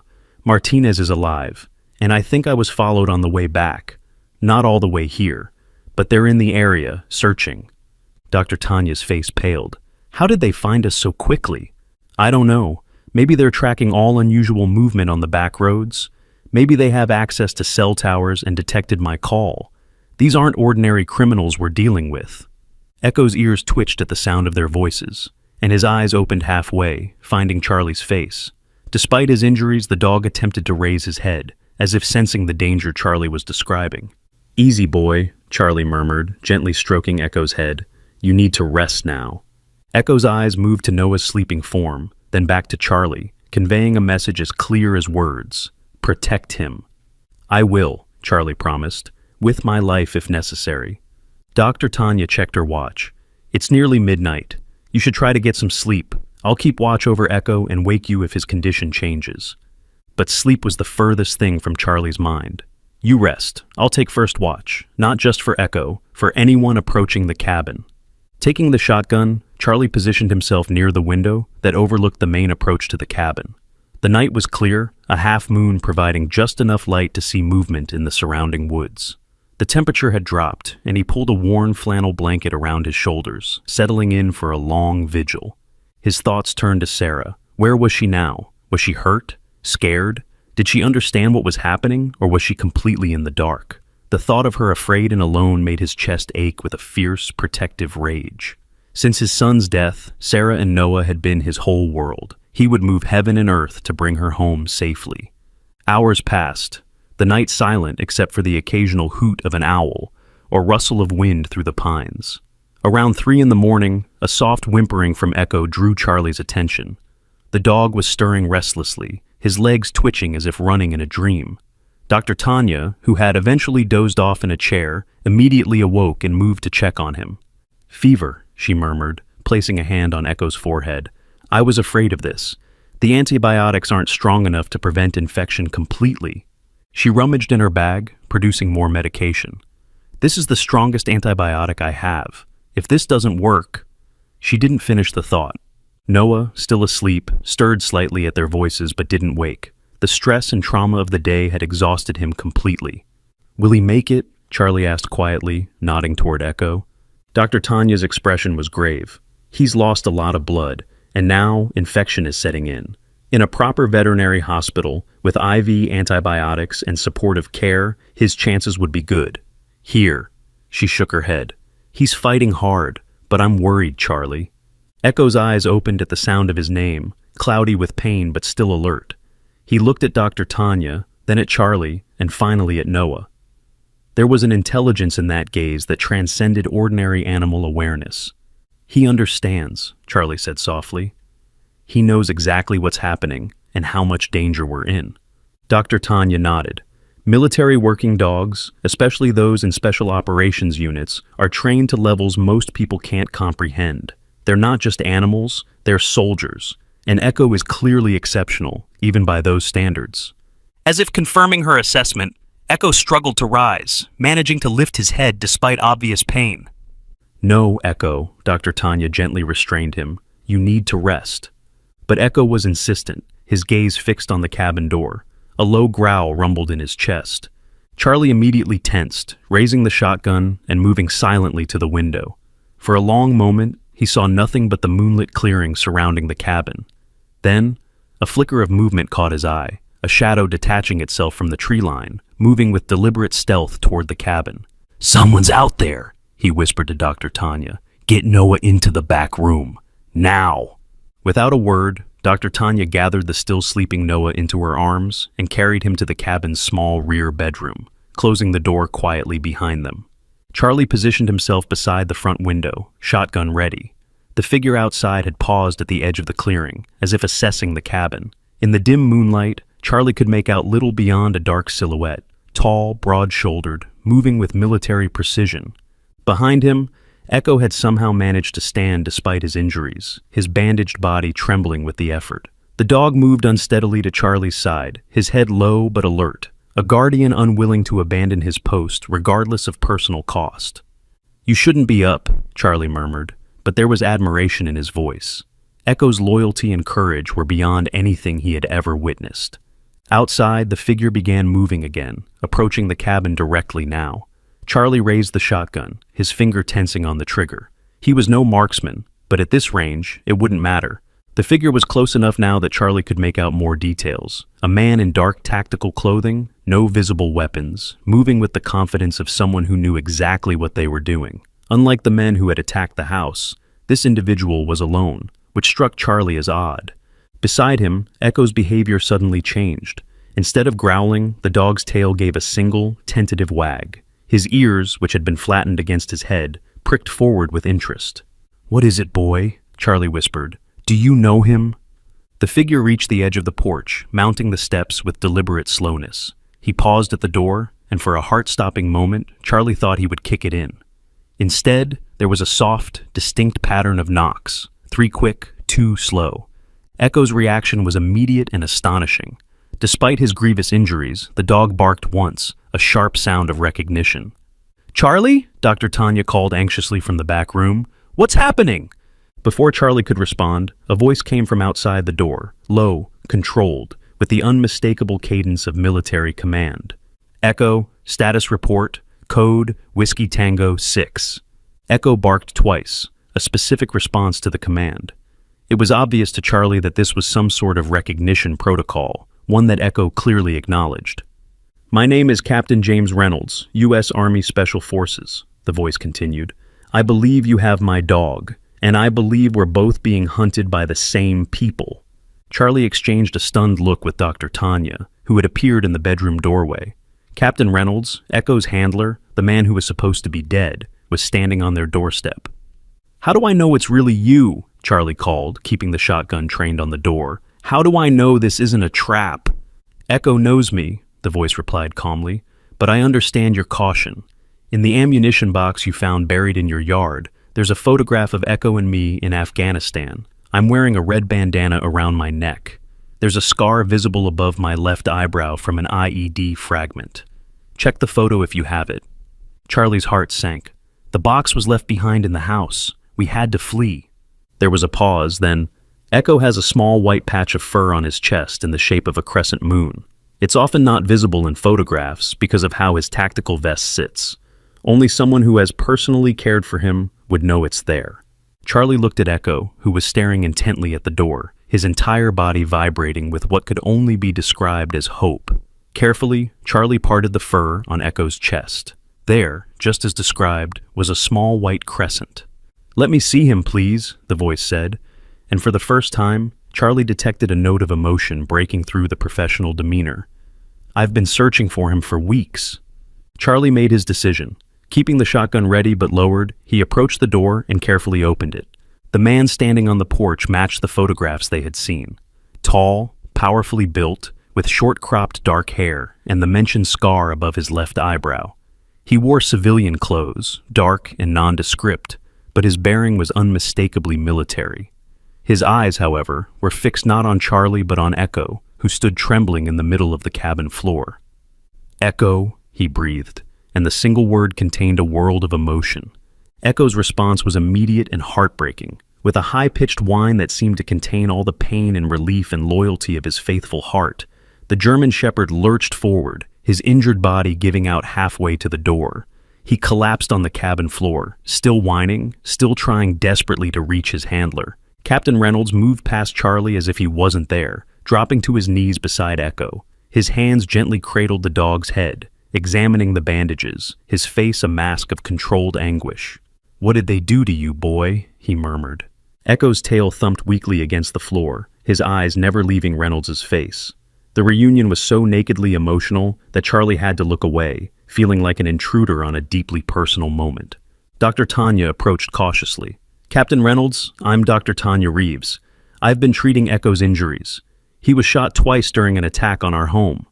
Reynolds looked up, his expression shifting back to professional assessment. "Gunshot wounds? How severe?" "One bullet to the thigh, another to the shoulder. I've removed both, but there's infection setting in. He needs proper medical care, antibiotics, possibly a blood transfusion." Reynolds nodded grimly. "I have medical supplies in my vehicle, military-grade antibiotics, IV fluids." He looked back at Echo, stroking the dog's head with a gentleness that belied his hard exterior. "Hang on, partner. I'm here now." "How did you find us?" Charlie asked, still wary despite the emotional reunion playing out before him. Reynolds stood, though his hand remained on Echo's head. "I've been tracking the people who are after Echo. When they suddenly mobilized this morning, I knew they'd found him. I followed them to your house but arrived too late. Then I traced your movements based on local police chatter. They're looking for you too, by the way. Alvarez men have contacts in local law enforcement." "Alvarez?" Charlie questioned. "Victor Alvarez, private military contractor, officially. Black Ops specialist and arms dealer, unofficially. He's the man behind everything. The reason Echo and I became targets." "They have my daughter-in-law," Charlie said, his voice hard. "They took her from her workplace as leverage." Reynolds' expression darkened. "I'm sorry. That fits Alvarez's profile. He uses civilians as pressure points when direct approaches fail." He surveyed the cabin. "This location is temporarily secure, but it won't remain so for long. Alvarez has resources, technology. They'll find us eventually." "What about my mom?" A small voice interrupted from the bedroom doorway. Noah stood there in his rumpled clothes, his young face set in a determined expression that broke Charlie's heart. "Are you going to help us find her?" Reynolds turned, clearly surprised by the presence of a child. "Who's this?" "My grandson Noah," Charlie explained. "He's the one who insisted we rescue Echo from the bridge." Understanding dawned in Reynolds' eyes. He knelt to Noah's level, his demeanor softening. "Your mom was taken because of Echo and me. I'm very sorry about that. But yes, I am absolutely going to help find her. That's a promise. Soldier to soldier." Noah studied him seriously. "Echo is your dog. He missed you a lot." "I missed him too," Reynolds replied, his voice rough with emotion. "More than I can say." Noah approached Echo, kneeling beside the wounded dog. "See, Echo? I told you we'd find Captain Reynolds. Now you just have to get better so we can save my mom." Echo's tail thumped weakly against the floor in response. Reynolds watched this interaction with visible surprise. "You've bonded with him," he observed. "That's unusual. Echo is trained to work with only one handler, me." Noah has a special way with him, Dr. Tanya explained. From the moment we rescued Echo, they formed a connection.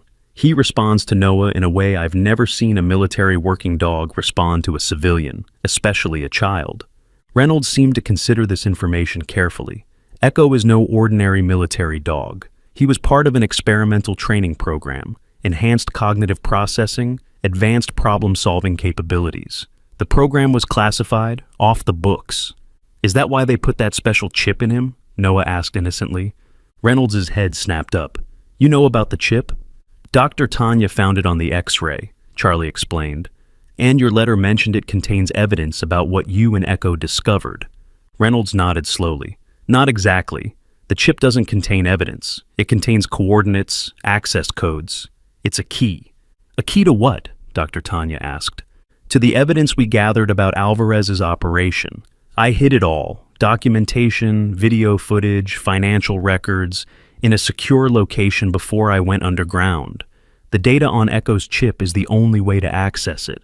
And that's why they want him dead, Charlie concluded. To destroy the evidence. Exactly. Without Echo's chip, the evidence remains locked away forever. That's why I had to make everyone believe I was dead, to buy time to find Echo and expose Alvarez. Noah, who had been listening intently to this adult conversation, suddenly spoke up. But now we can save my mom, right? We have Echo and the chip, so the bad men will trade my mom to get it back. The room fell silent at the child's simple, logical solution. Reynolds exchanged a look with Charlie, neither man wanting to explain to the boy that people like Alvarez didn't operate on such straightforward terms.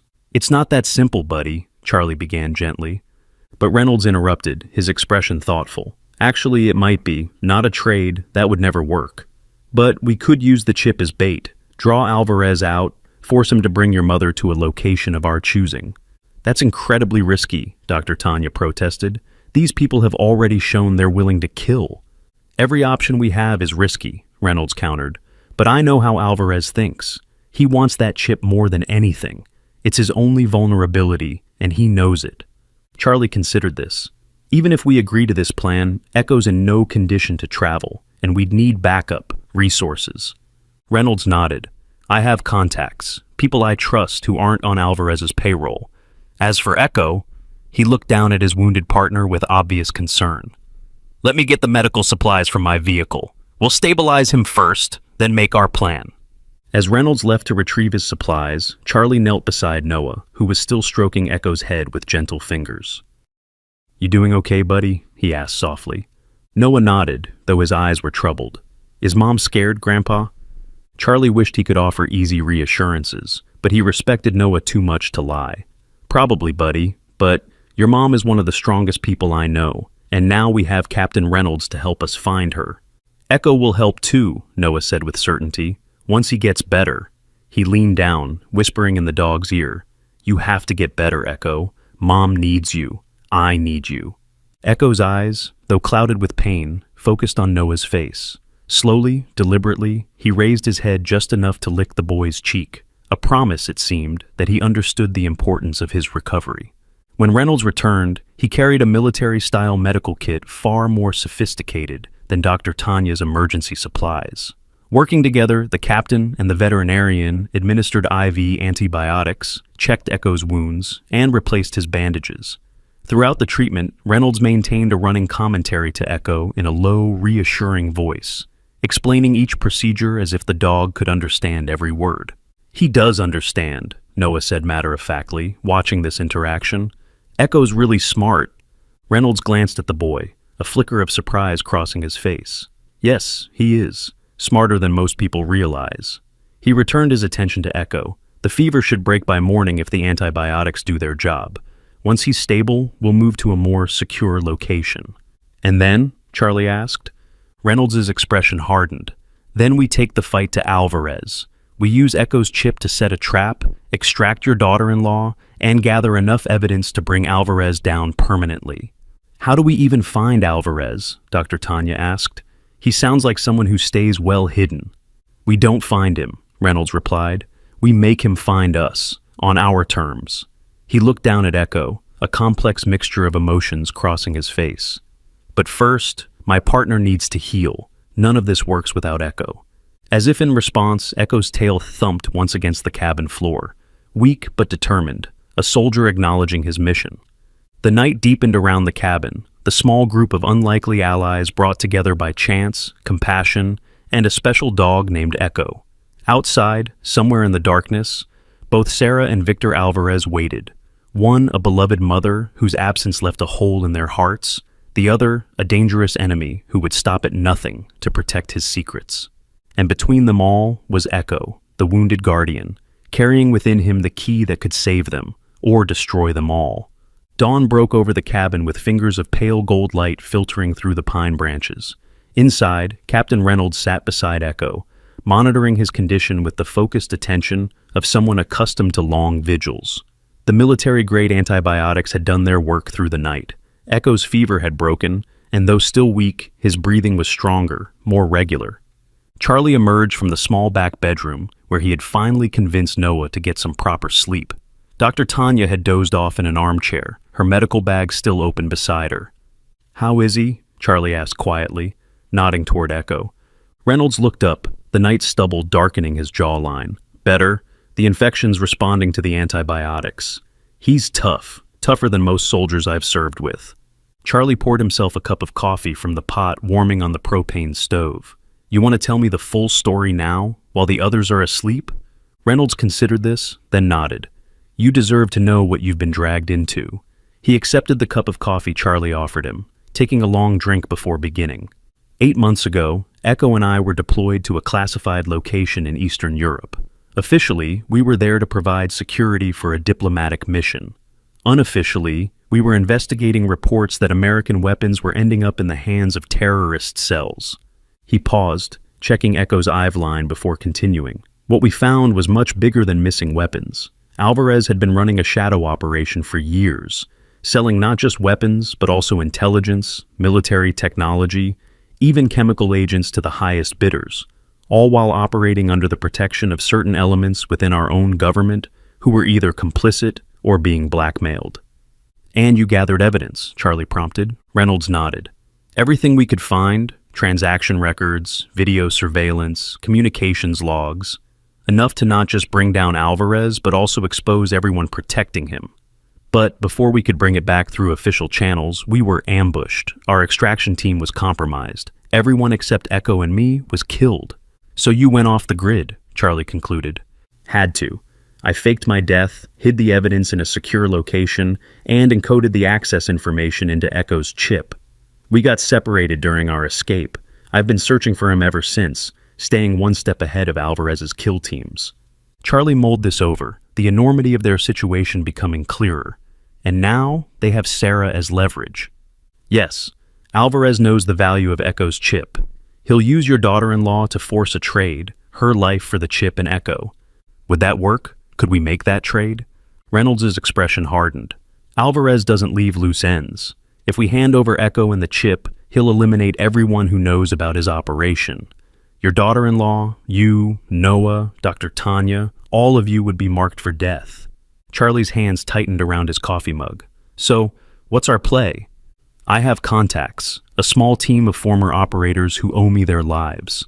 They're already on their way here. With their help, we set up a controlled exchange scenario. We make Alvarez think he's getting what he wants, while actually leading him into a trap. And Sarah?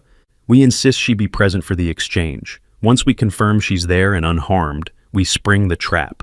"Sounds dangerous," Charlie observed, though there was no criticism in his voice, only pragmatic assessment. "Every option is dangerous at this point," Reynolds replied, "but this gives us the best chance of getting your daughter-in-law back alive and bringing Alvarez to justice." A small sound from the doorway made both men turn.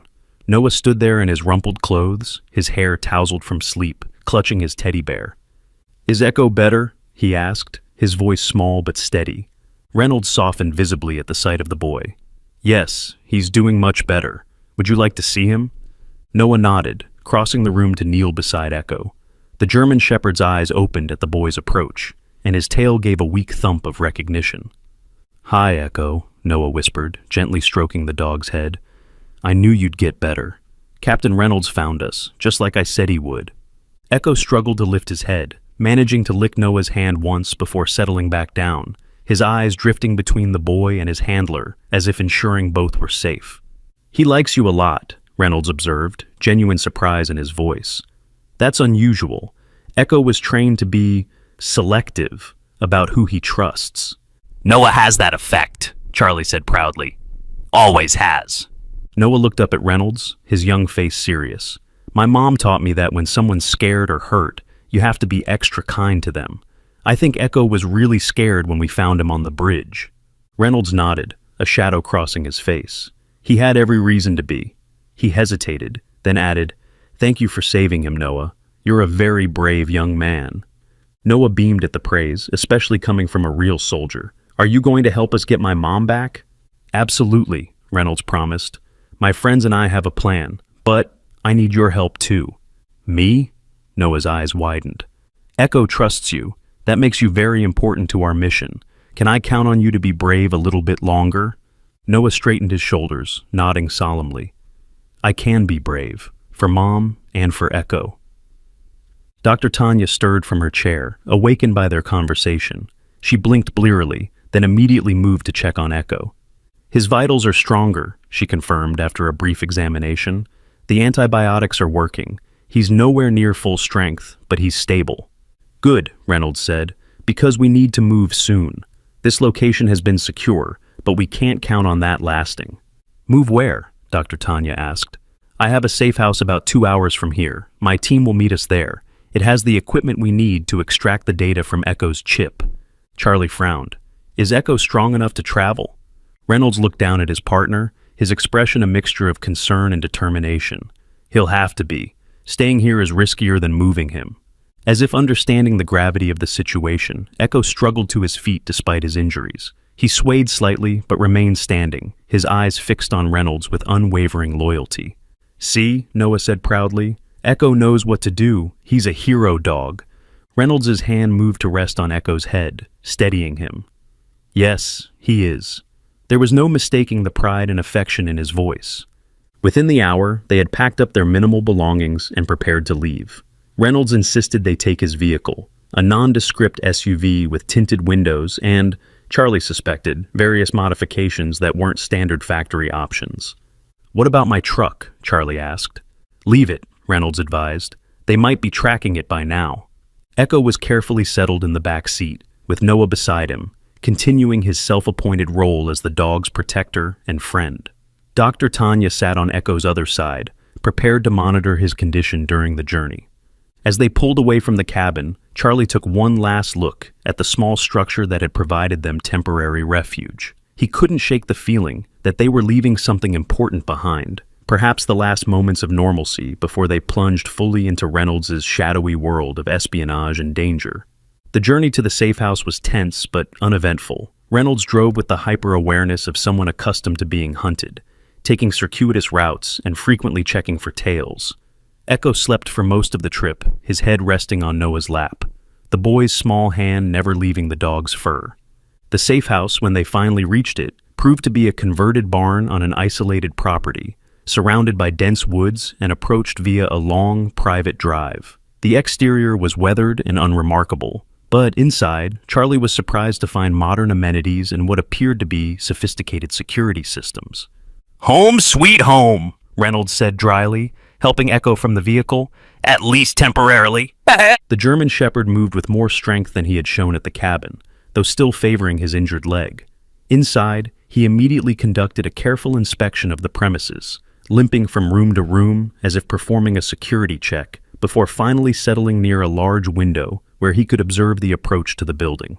"Old habits," Reynolds explained, watching his partner with a small smile. "He always secures the perimeter first, no matter how injured he is." Reynolds' team arrived precisely when expected. 3 hard-looking men who introduced themselves only by single names, Maddox, Reese, and Turner. They moved with the same controlled efficiency as Reynolds, quickly securing the perimeter and setting up additional equipment. Echo greeted each man with recognition, accepting their brief pats and murmured greetings before returning to his post by the window. The new arrivals treated the dog with a respect that spoke volumes about his reputation among their ranks. "Is that the kid who found Echo?" Maddox, a tall man with a scarred eyebrow, asked quietly, nodding toward Noah. Reynolds nodded. Noah and his grandfather, Charlie, they saved Echo's life. The men exchanged meaningful looks. Then we owe them, Turner said simply. The statement carried the weight of an oath. With the team assembled, Reynolds called everyone together for a briefing. Even Noah was included, seated beside Charlie at the large table where a map had been spread out. Here's the situation, Reynolds began. Alvarez is holding Sarah Matthews at this location. He indicated a point on the map, a compound about 50 miles away. It's a private facility ostensibly used for corporate retreats, but actually one of Alvarez's operational centers. We have confirmation she's there and alive, but under heavy guard.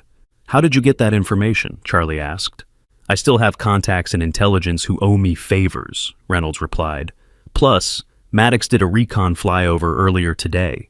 He nodded to the tall operative. Saw her being moved between buildings, Maddox confirmed. She appeared unharmed, though under escort. Charlie felt a surge of relief so powerful it left him momentarily dizzy. Sarah was alive. They had found her. Our plan, Reynolds continued, is to negotiate an exchange, Echo and the chip for Sarah's safe return. We'll insist on neutral ground for the transfer. He pointed to another location on the map, an abandoned quarry. Here, open terrain, limited cover, which works both for and against us. We'll have snipers positioned here and here. His finger traced 2 elevated positions. Won't Alvarez suspect a trap? Dr. Tanya asked. Of course, Reynolds acknowledged. He'll bring his own security team, counter snipers, probably an extraction helicopter, but he wants Echo and that chip badly enough to take calculated risks. As the planning continued late into the night, each detail was meticulously reviewed and refined. Echo remained alert throughout, as if understanding the importance of the discussion. Occasionally, his eyes would drift to Noah, watching the boy with a protective intensity that hadn't diminished despite Reynolds' return. By midnight, the plan was set. Reynolds would make contact with Alvarez at dawn, using a secure channel established through his intelligence contacts. The exchange would be scheduled for noon, giving them time to position their team and secure the area. Everyone should get some rest, Reynolds advised as they wrapped up. Tomorrow will be high stress, and we all need to be sharp. As dawn broke, the safe house was already a hive of activity. Reynolds had made contact with Alvarez and established the terms of the exchange. Weapons were checked, communications tested, positions confirmed. Echo, who seemed to have gained strength overnight, stood attentively as Reynolds checked his bandages one last time. You sure he's up for this? Charlie asked, watching the dog with concern. He doesn't have to do much, Reynolds assured him. Just be present for the exchange. The real work will be done by our team. Dr. Tanya approached with a small medical kit. I've prepared emergency supplies just in case, and I'll be stationed with the medical vehicle at the rendezvous point. Reynolds nodded his appreciation. Remember, if anything goes wrong, your priority is getting Noah and Echo to safety. The rest of us can handle ourselves. The drive to the quarry was tense and silent. They traveled in 3 separate vehicles, Reynolds with Echo in the lead car, Charlie and Noah with Turner in the middle, and the rest of the team bringing up the rear. As they approached the designated meeting point, Reynolds directed each vehicle to its predetermined position. This is where you stay, Turner told Noah firmly, as he parked their SUV behind a stand of trees about half a mile from the exchange point. No matter what you hear or see, you don't leave this vehicle without my direct order. Understand? Noah nodded, his face pale but determined. I understand. Charlie squeezed his grandson's shoulder. I'll be back with your mom before you know it, buddy. Promise? Noah's voice was small but steady. Promise, Charlie replied, praying it was a vow he could keep. As Charlie moved to join Reynolds at the primary position, Echo unexpectedly broke away from his handler, limping swiftly to the SUV where Noah waited. Before anyone could stop him, the German Shepherd reared up, placing his front paws on the open window to touch his nose briefly to Noah's face. It's okay, Echo, Noah assured him. I'll be right here waiting for you. Echo held the boy's gaze for a moment longer, then dropped back to all fours and returned to Reynolds' side, ready for whatever came next. The quarry was a stark, open space, a bowl of exposed rock and gravel with limited vegetation for cover. Reynolds and Charlie took position near a stone outcropping at one end, while Maddox and Reese moved to their sniper positions on the ridge above. Alvarez is prompt, I'll give him that, Reynolds muttered, checking his watch as a convoy of black SUVs appeared at the opposite entrance to the quarry. 3 vehicles, probably 8 to 10 men, plus Alvarez himself. Charlie's attention was fixed on the second SUV, where he caught a glimpse of a figure in the back seat. Sarah, her blonde hair unmistakable even at this distance. "I see her," he said, his voice tight with emotion. Reynolds nodded. "Remember the plan. I do the talking. Echo stays with me. You focus solely on Sarah. Once she's clear, you get her to the extraction vehicle immediately, no matter what else happens." The lead SUV stopped about 50 yards away. A tall, distinguished-looking man in an expensive suit emerged. Victor Alvarez, Charlie presumed. 2 armed guards flanked him immediately, while others took defensive positions around the vehicles. "Captain Reynolds," Alvarez called, his voice carrying across the quarry with a slight accent. "I was beginning to think you were truly dead. I'm glad to see reports of your demise were exaggerated." "Wish I could say the same about your operation," Reynolds replied coldly, "but it's very much alive and well, isn't it, Victor?" Alvarez gave a thin smile. "Business is good, yes. Speaking of business, I believe you have something that belongs to me. And you have someone who belongs to us," Charlie couldn't help interjecting, his eyes fixed on the SUV where Sarah was being held. Alvarez turned his attention to Charlie, studying him with clinical interest. "Ah, the protective grandfather. How touching. Rest assured Mrs. Matthews has been treated well. She's quite resilient, your daughter-in-law." The casual way Alvarez spoke about Sarah made Charlie's blood boil, but Reynolds placed a restraining hand on his arm. "The terms were clear," Reynolds called. "Send Sarah over first, then you get Echo and the chip." Alvarez laughed. "I'm afraid that's not how this works, Captain. The dog first, then the woman." Reynolds and Charlie exchanged glances. This deviation from the agreed terms was expected, but still complicated matters. "Halfway," Reynolds countered. "Sarah walks to the middle of the quarry. Then I bring Echo to meet her. They pass each other. Everyone gets what they want." Alvarez considered this, then nodded. "Acceptable. But the dog comes with the chip access codes. No delays, no tricks." Reynolds raised a hand in acknowledgement, then whispered into his radio, "All positions, prepare for exchange. Be ready for anything." Alvarez turned and gave a signal to his men. The door of the second SUV opened, and Sarah emerged, escorted by an armed guard. Even from a distance, Charlie could see that her face was bruised, her movement stiff, but she was alive and walking under her own power. "Mom," Charlie breathed, relief washing over him.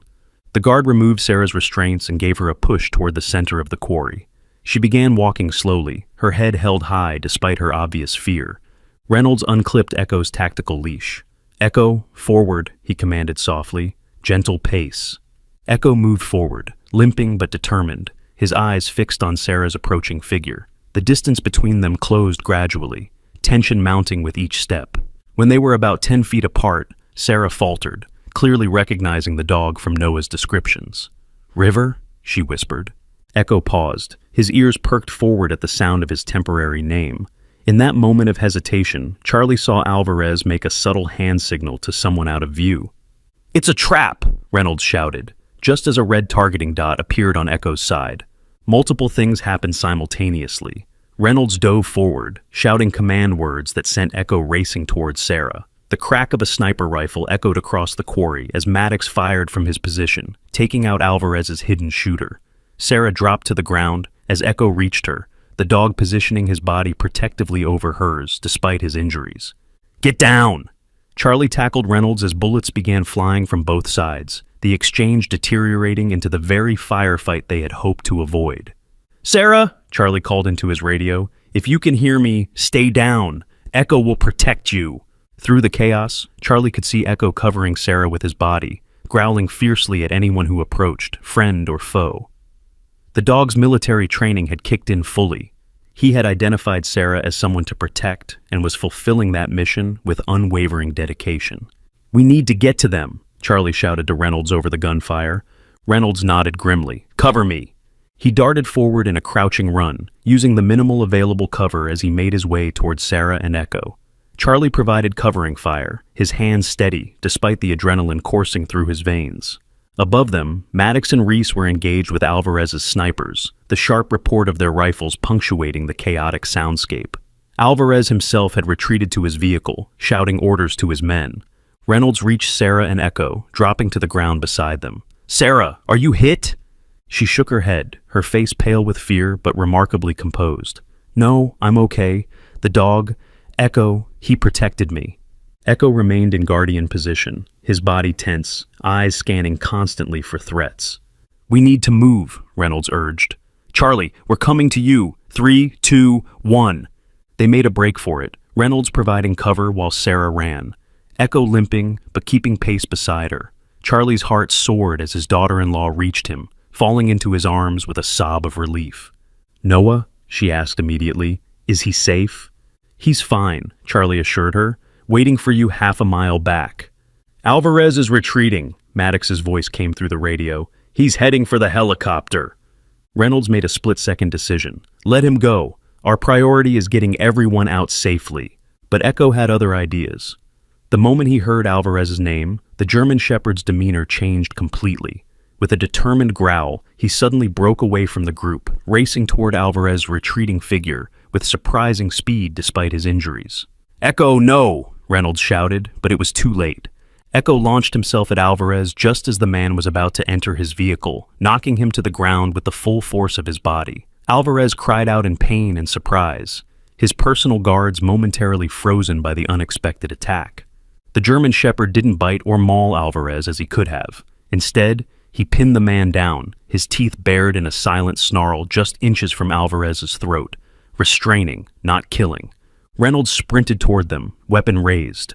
"Echo, hold!" he commanded, the specialized training phrase causing Echo to maintain his position without escalating the attack.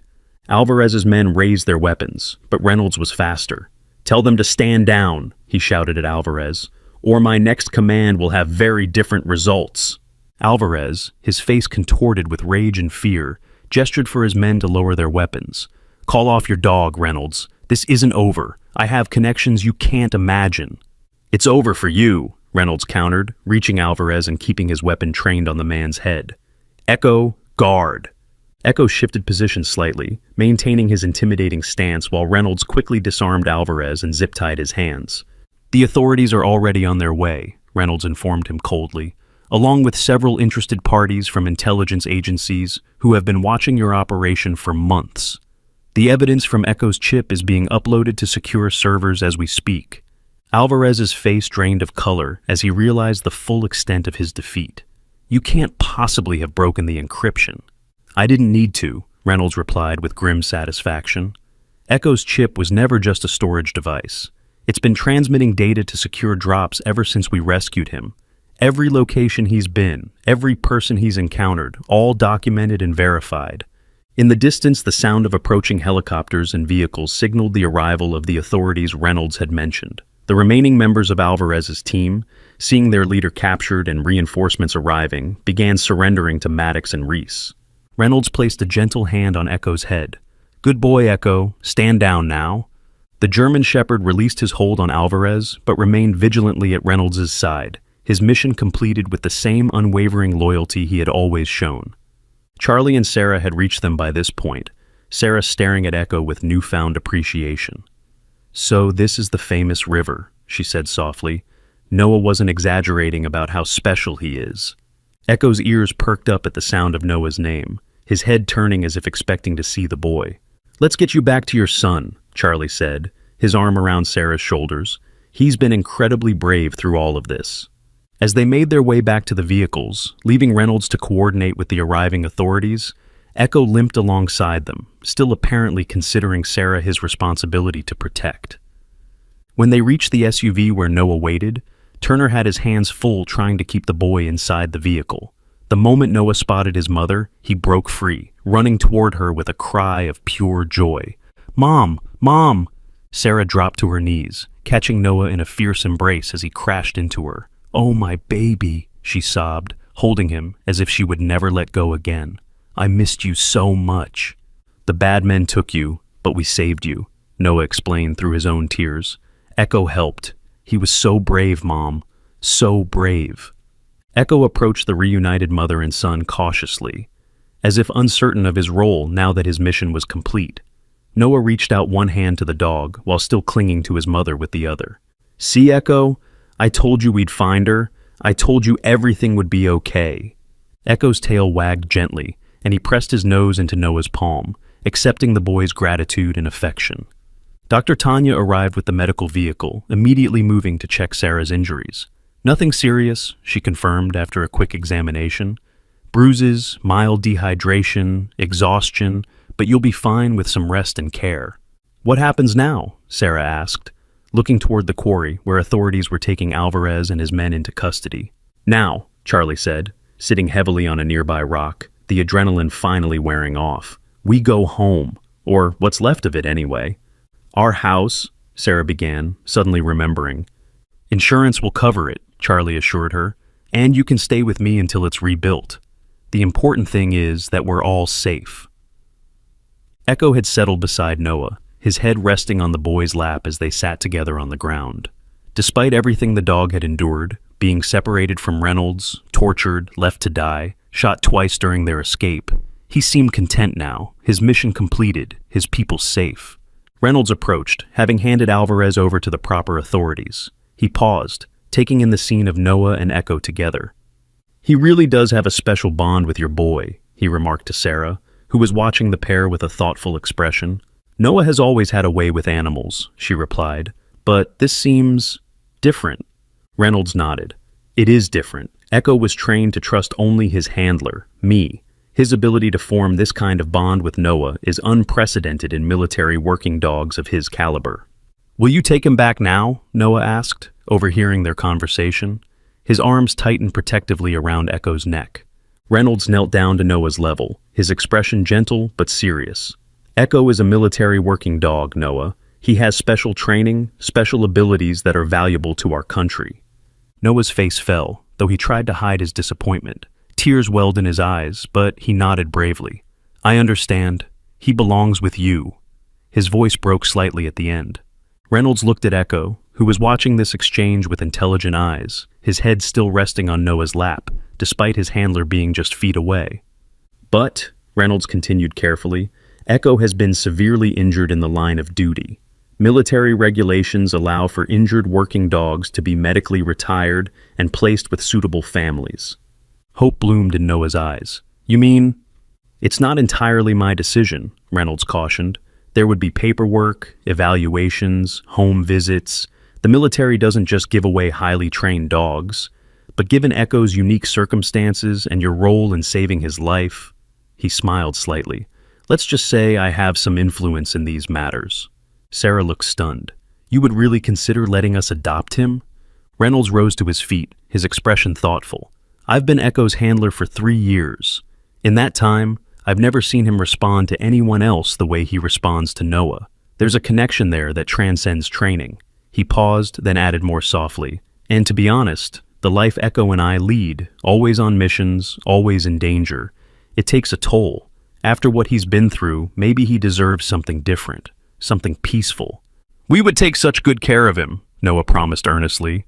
"I'd learn all about German shepherds and military dogs. And he could sleep in my room every night so he wouldn't be scared." Reynolds exchanged a look with Charlie, who nodded his support. "We'd make it work," the older man confirmed. "That dog's already part of our family, whether we planned it or not." "Then I'll start the process," Reynolds decided. "It might take some time, a few months at least. During that period, Echo would technically remain military property, but he could stay with you on an extended medical leave." Noah's face lit up with joy, so pure that everyone around him couldn't help but smile. "Did you hear that, Echo? You get to stay with us." Echo's tail thumped against the ground, and he sat up, looking solemnly from Reynolds to Noah, as if understanding exactly what was being discussed. Then, in a gesture that seemed deliberate, he rose to his feet and walked to stand between his handler and the boy, looking back and forth between them. "I think he's asking for your permission," Charlie said quietly to Reynolds. The captain nodded, a bittersweet smile crossing his face. He knelt down, placing both hands on Echo's head. "You did your duty, partner, above and beyond. Now it's time for a new mission." He leaned in close, whispering something in the dog's ear that only Echo could hear. The German shepherd held Reynolds' gaze for a long moment, an unspoken communication passing between them. Then he turned and walked back to Noah, sitting down beside the boy with quiet finality. "What did you tell him?" Noah asked curiously. "I told him to take care of you," Reynolds replied simply, "and to remember his training. Once a hero, always a hero." 3 months later, the Matthews family gathered in their newly rebuilt home for a special occasion. The living room was decorated with balloons and a banner that read, "Welcome Home, Echo," in Noah's careful handwriting. Dr. Tanya was there, along with Charlie and a few close friends who had helped the family recover from the trauma of their ordeal. Sarah, who had initially been hesitant about adopting a military working dog, had become Echo's fiercest advocate. The German Shepherd had proven himself to be not just protective, but gentle, intelligent, and surprisingly well-suited to family life. He slept at the foot of Noah's bed every night, walked him to the bus stop each morning, and had become Sarah's shadow whenever Noah was at school. "The paperwork's finally complete," she announced, holding up an official-looking document. "As of today, Echo is officially a Matthews." Noah, who had been watching anxiously by the window, suddenly perked up. "He's here!" A black SUV had pulled into the driveway. Captain Reynolds stepped out, now dressed in civilian clothes, but still carrying himself with military bearing. In his hands was a small wooden box. Echo, recognizing his former handler, gave a single bark of greeting, but remained seated beside Noah, his place now clear. Reynolds entered the house to warm greetings from everyone. He smiled when he saw Echo, healthy and strong again, his coat gleaming, the scars from his ordeal barely visible beneath his thick fur. "You look good, partner," he said, kneeling to stroke the dog's head. "Civilian life suits you." Echo accepted the affection with dignity, his tail wagging gently, but he made no move to leave Noah's side. "I brought something," Reynolds said, presenting the wooden box to Noah. "Echo's service medals. He earned every one of them. I thought you should have them." Noah accepted the box with reverent hands, opening it carefully to reveal several gleaming medals nestled in velvet. "Thank you," he whispered. "I'll keep them safe." "I know you will," Reynolds replied, "just like you'll keep him safe." He joined them for cake and conversation, sharing stories of Echo's earlier missions, the age-appropriate versions, at least. As the afternoon wore on, Charlie found him standing by the back door, watching Echo play fetch with Noah in the yard. "Having second thoughts?" Charlie asked, handing Reynolds a cup of coffee. The captain shook his head. "No. Seeing them together, I made the right call. Echo deserves this life after everything he gave to the service." He sipped his coffee, then added, "Besides, I'm being deployed again next month. Knowing Echo has a good home makes that easier." "You'll always be welcome here," Charlie assured him. "You're a part of his family, which makes you part of ours." Reynolds nodded his appreciation, his eyes still on Echo and Noah. "You know, the military spent millions developing that experimental canine program. Enhanced intelligence, problem-solving abilities, adaptive bonding. But in the end, all the science in the world couldn't predict what would happen when a scared dog met a brave little boy on a bridge." Outside, Noah had collapsed in a fit of giggles as Echo showered him with affectionate licks. The German Shepherd's tail wagged joyously, all the dignity of his military bearing temporarily abandoned in the simple pleasure of playing with his boy. "He might be retired," Charlie observed with a smile, "but he's still saving lives in his own way. Noah hasn't had nightmares about losing his dad since Echo came to live with us." Sarah's smiling again. "Even I'm sleeping better knowing he's on guard."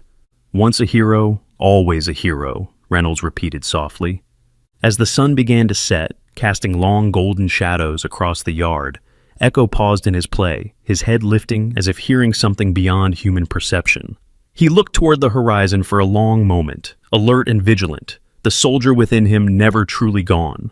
Then Noah called his name, and Echo turned back, trotting to the boy's side without hesitation. Whatever ghosts or echoes of his past life might occasionally call to him, his choice was clear. His new mission, protecting this family, loving this boy, was the most important one he would ever undertake. And as Noah wrapped his arms around Echo's neck, burying his face in the dog's fur, it was clear that some bonds transcend training, transcend even the darkest trauma. The bridge where they had first met had been renamed by the town council, Second Chance Bridge, with a small plaque commemorating the unlikely friendship between a boy and a dog that had changed both their lives forever. But for Echo and Noah, no plaque or monument was needed. They had found in each other exactly what each needed most: unconditional love, unwavering loyalty, and the courage to face whatever challenges life might bring next, together. If you were touched by this incredible story of bravery, compassion, and the unbreakable bond between a boy and his dog, please like, share, and subscribe. Tell us in the comments where you're watching from. We'd love to hear how Echo and Noah's journey touched your heart.